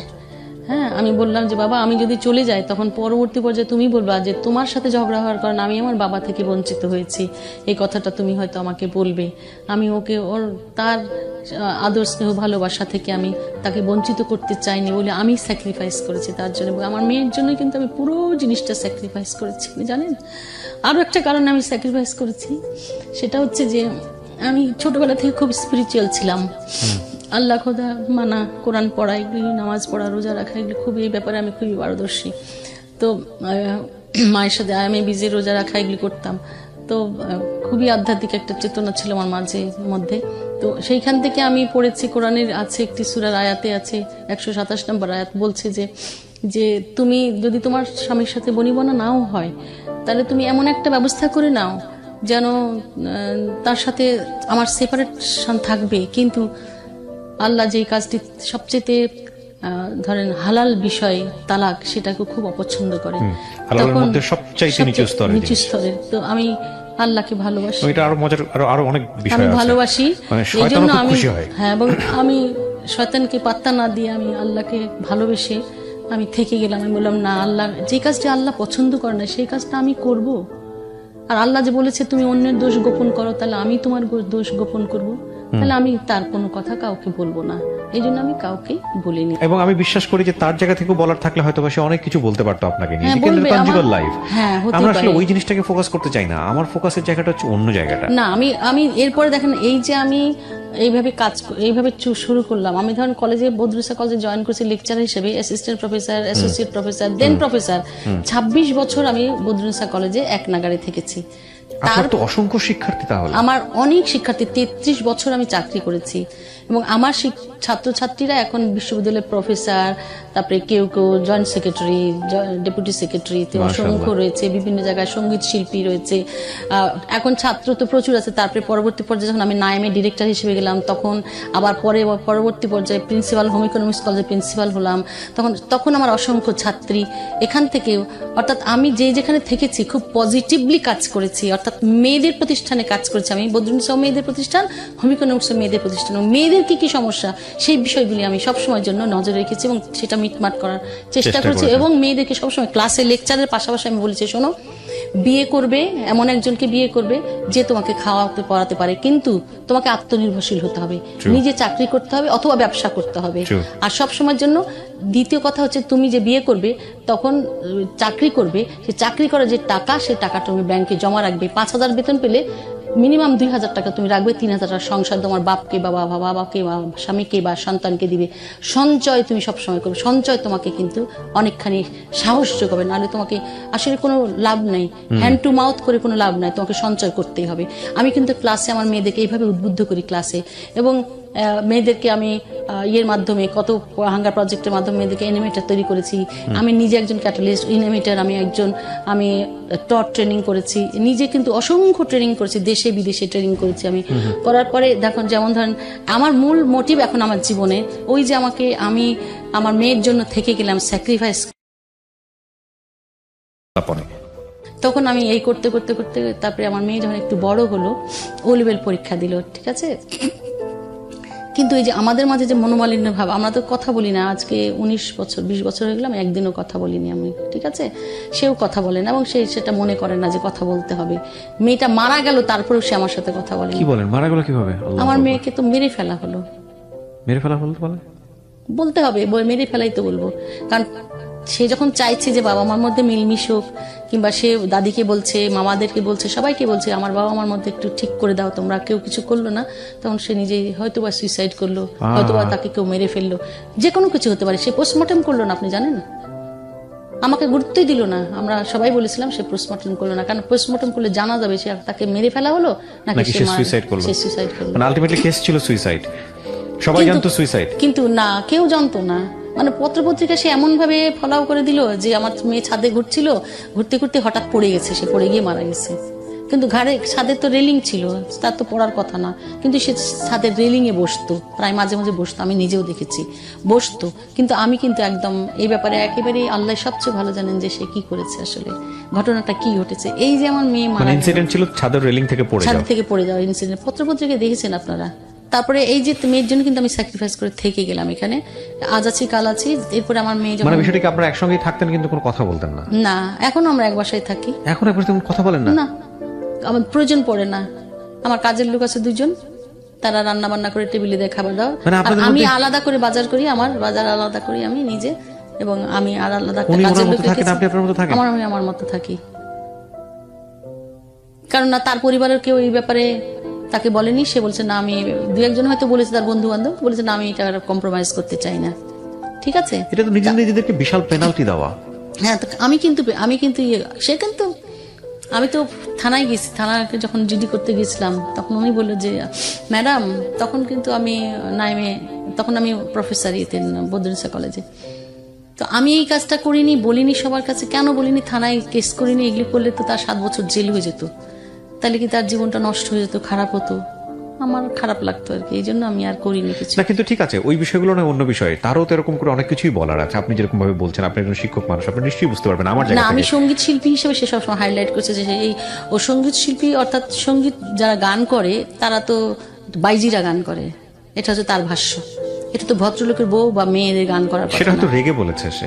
না না, সবসময় সে বলেছে আমি গান করলে এটা খারাপ, অন্যরা গান করলে ভালো, বা অন্যের গান শুনতে তুমি মুজরা শুনতে পারে সাথে নিয়ে অন্য বাড়িতে যাচ্ছ, ঠিকই যাচ্ছ, বলে তখন বলে কি যে এইটা ভালো লোকেরা গান করে না, সেই জন্য করতে হবে না। ঠিক আছে, তার একটা না, সে যদি সে বলতে পারতো দাবিকে যে ঠিক আছে তোমার করতে হবে না, সে কিন্তু সেটা কোনোদিন বলেনি, ঠিক আছে। বলেনি। কিন্তু আমার ভালো লাগার একটা আনন্দ, আমি বলছি দেখো আমাকে কিন্তু গান তুমি শেখাও নাই। আমি সেই 2 বছর বয়স থেকে গান করেছি, আমি 4 বছর বয়স থেকে রেডিওতে গান করেছি, 6 বছর বয়স থেকে তারপরে টেলিভিশনে গান করেছি, চলচ্চিত্রে গান করেছি, 20টা চলচ্চিত্রে গান করেছি আমি। ঠিক আছে, ইনসিডেন্টগুলো নিয়ে আমি জানি, ইনসিডেন্টগুলো নিয়ে যদি আপনি কথা বলতে শুরু করেন, এটা অসংখ্য ইনসিডেন্ট আসবে 20 বছরের কনজুগাল লাইফে। হ্যাঁ। এটা ওনার জায়গা থেকেও সত্য। ওনাকে উনি যা বলবে সেটাও সত্য, আমি যেটা বলবো সেটাও সত্য। এই 2 সত্য পাশাপাশি রেখে 2 সত্যের মধ্যে একটা বিস্তর তফাৎ আছে। মূলত হচ্ছে আপনি আপনার জায়গা থেকে ওনার সাথে ম্যাচ করেননি, উনিও ওনার জায়গা থেকে ম্যাচ করেননি, দুজনের জায়গায় সত্য। কিন্তু কথা হচ্ছে যে একটা প্রাণ চলে যাওয়া, সেটা একটা ইনসিডেন্ট হোক বা যেটাই হোক না কেন হয়েছে। এখন কথা হলো যে এই যে প্রাণ মানুষটাকে, চলে যাওয়ার আমি পরেও- আপনাকে কোশ্চেনটা করতে চাই, যে মানুষটাকে আপনি পছন্দ করলেন না, বা যেই মানুষটা আপনাকেও পছন্দ করলো না, এত এত এত বড় রকমের দূরত্ব, তার সঙ্গে এতটা জীবন স্টে করছেন কেন? কি জানে, ওই যে ওই কথাটাই ভেবে যে আবার আমি একজনকে তালাক দিয়ে চলে যাব, এটা সেটা খারাপ তো জিনিস না? আপনার জীবনও আছে, ওনার জীবনও আছে, হ্যাঁ, প্রথম জীবনে। খারাপ। হ্যাঁ, সেখানে তাকে তার ওয়াইফ তালাক দিয়ে চলে গেছিল, আমি আমার একজনকে তালাক দিয়েছিলাম। কেন দিয়েছিলাম? সেখানে আমার জীবনটাকে সে দুর্বিষহ করে দিচ্ছিল, এখানেও সেখানে তাই চলে হয়েছে? আসছে। এখানে দুর্বিষহ করলেও যে আমি ইনকাম করি, আমি কোনো কিছু করি, আমার টাকা পয়সা, এগুলি খোঁজ খবর কিন্তু সে কখনো নেয় না। তার মানে তার কিছু ভালো গুণ আছে। হ্যাঁ, তা তো অবশ্যই ভালো গুণ আছে, মানে কি সে তো very much devoted to his work, তার প্রফেশনে সে মারাত্মক ডেভোটেড। এনিওয়ে, তো সেখানে তার তো ভালো গুণ আছে, অবশ্যই ভালো গুণ আছে যে সে আমার কাছ থেকে কোনো টাকা পয়সা হিসাব নিকাশ নিত না, যে তুমি কয় টাকা রোজগার করে সে। তবে আমি যদি কখনো টাকা চাইতাম, বলো কি করবা টাকা, তো আমি বললাম কেন, আমার এখন এই মুহূর্তে ব্যাগে টাকা না, আমি তোমার কাছে একটু টাকা চাই, কলেজে যাবো এই জন্য, তো আমাকে একটু পৌঁছে দাও। না, আমি পৌঁছে দিতে পারবো না, তুমি এত কাজ নিজে করতে পারো, নিজে নিজে কলেজে যেতে পারো না? সে তো যাইতেই পারি, আমার কাছে টাকা নেই, তো তাই প্লিজ আমি তুমি আমাকে দাও। একটা প্রশ্ন আপনাকে করতে চাই, যেহেতু আপনি তার কিছু ভালো গুণের কথা বলছেন, সেটা হলো যে আপনি যেটা বললেন সবই ঠিক আছে, তাহলে সে তো চাইলেই পারতো অন্য কারোর সঙ্গে সংসার করতে, এথিক্যাল জায়গা থেকে যদি করছে কিনা আমি তো খোঁজ না, ওটা নিইনি। করলে আপনার সঙ্গে কিভাবে থাকে? ভিতরে আর অনেক ঘটনা আছে। না, আমি ঘটনায় যেতে চাই না। যে মানুষটাকে আমি পছন্দই করি না, সে মানুষের সঙ্গে আমি এক বাড়িতে কিভাবে আমার থাকবো? কথা হচ্ছে তাই, তুমি যখন পছন্দ করো না, তো সবাই বলে তারপর আপনার নিশ্চয়ই সে পছন্দ করে। না, তালাক দিয়ে দাও না। সে বলে যে সে তালাক দিলে যদি আমি তার প্রপার্টি চাই, সেজন্য তার তো এখন অসংখ্য অনেক প্রপার্টির মালিক সে এখন। তার কিছুই ছিল না যখন বিয়ে হয়েছিল, 5,000 টাকাও ছিল না ব্যাংকে। তারপরে প্রথম আমি তাকে 5 কাঠা জমি কিনে দিলাম আর শ্রীনগরে। তারপরে বললাম তুমি একটা কিছু করো, তাই করতে করতে সে সাভারে একটা 1 বিঘা জমি কিনলো। এই জমি 2 বিঘা কেনার পরে সেইখানে সেই জমি কিন্তু 1 বিঘা তার, আর 1 বিঘা জমি আমাকে বলেছে যে তোমার যে কাবিনের যে আমার একটা টাকা দিতে হতো না, সেটা তো আমি দেইনি, সেই বাবদ তোমাকে আমি 1 বিঘা জমি দিয়ে দিলাম। ঠিক আছে, এটা বলেছে আমাকে, মুখে বলেছে। লিফটে যাওয়ার সময় বলে গেল, বাসায় যখন লোকজন আসবে না ইয়ের থেকে, মিউনিসিপ্যালিটি থেকে, তখন বলে দিবা যে আমরা ট্যাক্স দিয়ে দিয়েছি আর এই বাড়িটা আমাদের 2 জনের নামে। ঠিক আছে, মানে তখন জানলাম আমি যে এই বাড়িটা আমাদের দুজনের নামে। এই হচ্ছে ঘটনা। তারপরে এই পরবর্তী পর্যায়ে আমার পুরো গল্পটা শুনে একদম সত্য সত্য কথা বলি, আমি আপনার চেয়ে বয়সে অনেক ছোট হব, কিন্তু আমি অনেক মানুষের জীবনের গল্প শুনেছি। হ্যাঁ, আমার এই আমার মতো গল্পটা শুনেননি মিস্টেরিয়াস লাভ। হ্যাঁ। আমি শুধু এটুকুই বলতে চাই, দিস ইজ ডেফিনেটলি সামথিং। দুজন মানুষকে ঘৃণা করেও যে ভালোবাসা যায়, এটা আমার কাছে সেটাই মনে হয়েছে। আমি জানি না আপনার জায়গা থেকে আপনিই সত্য, তার জায়গা থেকে সে সত্য। আপনাদেরকে জাজ করার মতো যোগ্যতা, কোয়ালিটি, বয়স কোনোটাই আমার নাই। আমি প্রথমে অ্যাপোলজি করে নিচ্ছি। কিন্তু এত কিছুর পরেও দুজন মানুষ যখন একটা বাড়িতে থাকে, তার মানে নিশ্চয়ই দুজনের ভিতরে কিছু একটা আছে। না, এছাড়া আরো একটা কারণ আছে। সেটা হচ্ছে যে আমার না যাওয়ার আরেকটা কারণ হচ্ছে যে আমার মেয়ে মারা যাওয়ার পরে মানে ওই বাড়িতে আমার মেয়ের এত স্মৃতি আছে, এত কর্নার আছে, এত রুম আছে, এত কিছু সাজানো আছে, অ্যাজ ইট ইজ আমি রেখে দিয়েছি। তো এই যে আমার একটা স্মৃতি, মনে হয় যেন আমার মেয়ে আমার কাছে আছে। এই স্মৃতির জন্য আমি অন্য জায়গায় গিয়ে থাকতে পারি না, জানেন। তখন আমার ওই ঘরে চলে আসতে হয়, আমার মেয়ের ঘরে আসতে হয় আমার। ওখানে যে তার একটা ছবি টাঙানো আছে, ওখানে যে ওর এই খাটটা এইভাবে করা আছে, ওই এখানে যে ওর আলমিরাটা, ওর সেই জিনিসপত্রগুলো এরকম করে সাজানো আছে। দরজা খুললে আমি ওর সব জিনিস দেখতে পাই। এটা ওর স্মৃতির জন্য আমি ওর বাসায় থেকে গেছি আসলে। আমি দোয়া করি, আমি জানি না মানে এটা আপনি এক্সপেক্ট করবেন কিনা, বাট আমি দোয়া করি যে আপনাদের মধ্যে যে অবস্থায় আসুক না কেন, একটা প্লেজেন্ট মোমেন্ট আসুক। শুধু একটুকুই বলতে চাই, and I do respect him. আপনি যার কথা এখানে বলেছেন তাকে আমি সম্মান জানাই, রেসপেক্ট জানাই তার কাজের জন্য, তার সমস্ত কিছুর জন্য। বাট এটা আপনার জীবন গল্প, কিন্তু ফ্যামিলি আমাকে কোনোদিন কখনো কোনো সময় দেয়নি, জানেন, কোনোদিনও না, কোনোদিন কোথাও বেড়াতে নিয়ে যায়নি। তারও তো অনেক হাজার কমপ্লেন থাকতে পারে, আপনি কখনো শুনেছেন এই কমপ্লেন গুলো? তা আপনার এগেইনস্টে কি কমপ্লেন আছে তার? না, ওই যে আমি ব্যস্ত থাকি, আমি ব্যস্ত থাকি বেশি, আমি কাজ করি বলে। আমি কেন ব্যস্ত থাকি? তুমি আমাকে সময় দাও না তো। আমি কাজ দিয়ে, ব্যস্ততা দিয়ে তো আমি আমার সময়টা ব্যয় করি, না হলে তো আমি ফাপড় হয়ে মরে যেতাম। আমি পিএইচডি কোর্সে যাওয়ার কথা, তুমি যেতে দিলে না আমাকে, ঠিক আছে, কিন্তু যেতে হবে না। পিএইচডি করলেও তুমি টিচার, না করলেও টিচার, এরকম একটা ভাব তার মধ্যে ছিল। গেলাম না। কিন্তু তারপরে তার সাথে যখন সে যে লেখাপড়ার, তার মধ্যে আর আমার মধ্যে কমপ্লেক্স হওয়ার একটা মূল ফারাকটা কারণটা হচ্ছে কি জানেন, যে he is not a graduate, say under graduate একজন মানুষ। আমি 2টো সাবজেক্টে এমএ পাস করেছি, মিউজিক করেছি। সমাজে আমার একটা স্ট্যাটাস আছে, সমাজে আমার একটা পরিচয় আছে, তারও আছে।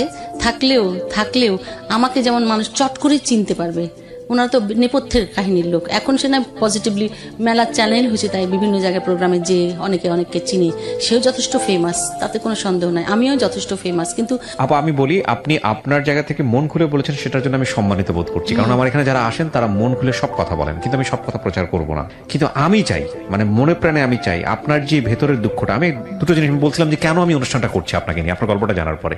তার প্রথম কারণটা হচ্ছে, একজন মানুষ ঘরের ভিতরে চরম পর্যায়ে অসুখী হওয়ার পরেও একজন মানুষ অনেক বড় মাপের একজন সামাজিক মানুষ হতে পারে।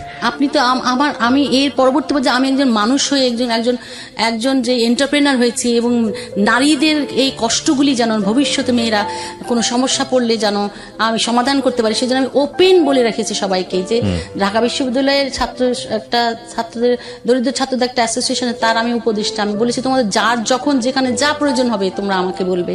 তো মেয়েরা যাদের অর্থ কষ্ট তাদের অর্থ দিই, যাদের হোস্টেল সমস্যা তাদের হোস্টেল তৈরি করে দিই।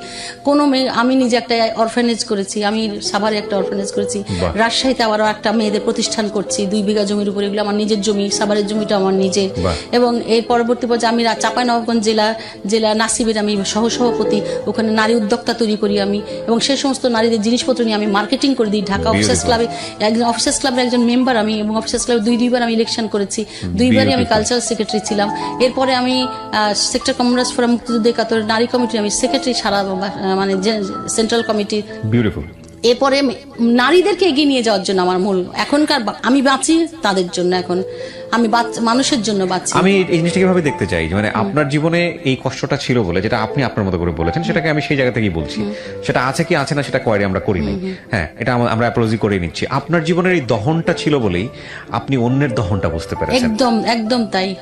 অন্যদের কষ্ট কি, ওই যে আপনাকে একদিন বললাম না 5 টাকার জন্য আমি আকিল ভাইয়ের কাছে টাকা চাইছিলাম, কেন বলেছিলাম জানেন ইতিহাসটা? ওই 5 টাকা ছিল না বলে আমার এরকম পরিস্থিতি হয়েছে, কিন্তু এখন আমি 5 কোটি টাকার মালিক। রাইট। কেন? আমি সঞ্চয় করেছি, আমি কিন্তু সঞ্চয় করে আমি একটা পয়সা নষ্ট করিনি গান করে। এটা দিয়ে আমি সাভারে জায়গা কিনেছি, এটা দিয়ে আমি আরেক জায়গায় জায়গা কিনেছি, এটা দিয়ে আমি আরশিনগরে জায়গা কিনেছি। এখন সেখানে আমার 10তলা ভবন হচ্ছে। তারা তো জানে না যে সৃষ্টিকর্তা আমার জন্য কতগুলি বড়গুলি অনেকগুলি বাড়িঘর বানিয়ে রেখেছে। আর সেন্ট্রাল বাড়িঘর অর্থাৎ আল্লাহর কাছে গিয়ে আমি কি বাড়িঘর পাবো? মানুষের জন্য কিছু করতে হবে। বলেছে না তুমি পূর্ব অথবা পশ্চিম দিকে, সূরা বাকারাই বলেছে ফেরাও, তাতে কোনো সবচেয়ে পূর্ণ নয়, সব বেশি পূর্ণ মানব কল্যাণের জন্য। তো মানুষের কল্যাণে তুমি যে সময়টা ব্যয় করবে, যে অর্থ ব্যয় করবে, সেটার জন্য তুমি মাল্টিপল পাবে। সুতরাং আমি সেই জন্য সেই উদ্দেশ্যে আমি এখন কাজ করি এবং মানুষের মেয়েদের কষ্ট, বিশেষ স্পেশালি আমি গার্ল চাইল্ডদের জন্য চিন্তা করি এবং এই জন্য মহিলাদের জন্যই আমি প্রতিষ্ঠানটি ওখানে করছি, ট্রেনিং সেন্টার। ওখানে মেয়েরা থাকবে না, কিন্তু আশপাশের মেয়েরা ট্রেন আপ হবে এবং ওখানে আমি বিল্ডিং বানাচ্ছি এবং ওই বিল্ডিং এর মধ্যে মেয়েরা এসে ট্রেনিং করবে। তারা যেমন কোরআন শিক্ষা করবে, বাংলা শিক্ষা করবে, তেমনি তারা হাতে কলমে কাজ শিখবে, কাজ শিখে নিজেরা আত্মনির্ভরশীল হবে এবং তারা আত্মনির্ভরশীল এবং আমি তাদের সাথেই থাকবো। আমি শেষ জীবনটা আমি যেন তাদের সাথে থাকতে পারি, এটাই আমার। আর এই বাড়িতে থাকার কোনো তেমন। আমি অবশ্যই ধন্যবাদ জানাই যে আপনার মতো একজন সোশ্যালি এনরিচ পারসন, যার লক্ষ লক্ষ অনুসারী, আমি বলবো স্টুডেন্ট থেকে শুরু করে অন্যান্য জায়গাগুলোতে, আপনি আজকে আমাকে আপন ভেবে নিজের এই কথাগুলো, ঘরের কথাগুলো আজকে লাখ লাখ মানুষের সামনে উপস্থাপন করেছেন এবং আপনি দেখিয়েছেন যে একটা মানুষ যখন ঘরের ভিতর শান্তিতে থাকে, ওই মানুষের অনেক প্রোডাকশন থাকে। কিন্তু আপনি যদি আপনার জায়গা থেকে দোষ কাটছিল, সেটা আমরা আইডেন্টিফাই করি, কিন্তু এটা নিশ্চিতভাবে বলতে পারি আপনি হ্যাপি না। এই হ্যাপিনেসের জায়গাটা থেকে আপনি আনহ্যাপি থাকার পরেও আপনি সামাজিক মানুষ হয়েছেন এবং উদাহরণ সৃষ্টি করার মতো সামাজিক মানুষ হয়েছেন। কোনো এক্সকিউজ দেননি এই জায়গাটাতে, যে আপনি চাইলে এক্সকিউজ দিতে পারতেন, আমি হ্যাপি না, আমি করতে পারিনি, কিন্তু আপনি সেটাকে না দিয়ে আপনি নিজেকে আইডলের জায়গায় স্থাপন করেছেন। এইটা আমার কাছে হচ্ছে গল্প। দেখেন, আমি সঙ্গীতও কিন্তু ইন্টারন্যাশনাল অ্যাওয়ার্ড পেয়েছি, তাসখান থেকে অ্যাওয়ার্ড পেয়ে নিয়ে এসেছি। জি, আপনার সঙ্গীত তো আমরা বাংলাদেশের মানুষ জানেই। রমজান মাস আসলে মানে আপাকে দেখা যায় না এরকম কোনো চ্যানেল নাই। না, এখন ফ্রাইডেতেও দেখা যায়, ফ্রাইডেতেও দেখা যায়। মাশাআল্লাহ, দোয়া করি আপনার জন্য আর আমাদের জন্য দোয়া করবেন। আমরা ছেলের সমপরিমাণ এবং আমি মনে প্রাণে দোয়া করি আপনারা দুইজন কোনো একদিন খুব সুন্দর একটা পরিবেশের মধ্যে চলে যান। আমি দোয়া করি আল্লাহ সর্বোত্তম সিদ্ধান্তকারী, তিনি জানেন ভবিষ্যৎ কি অপেক্ষা করছে। আমি কিছু করতে চাই না, আল্লাহ যেটা সিদ্ধান্ত নেবে আমি সেটার উপরে বসে আছি। আপনাদের সুন্দর একটা ভবিষ্যৎ হোক, এই দোয়াটুকু করি। আপনি অনেক ভালো থাকবেন, আমাদেরকে সময় দেওয়ার জন্য ধন্যবাদ। ধন্যবাদ আপনাদের সবাইকে।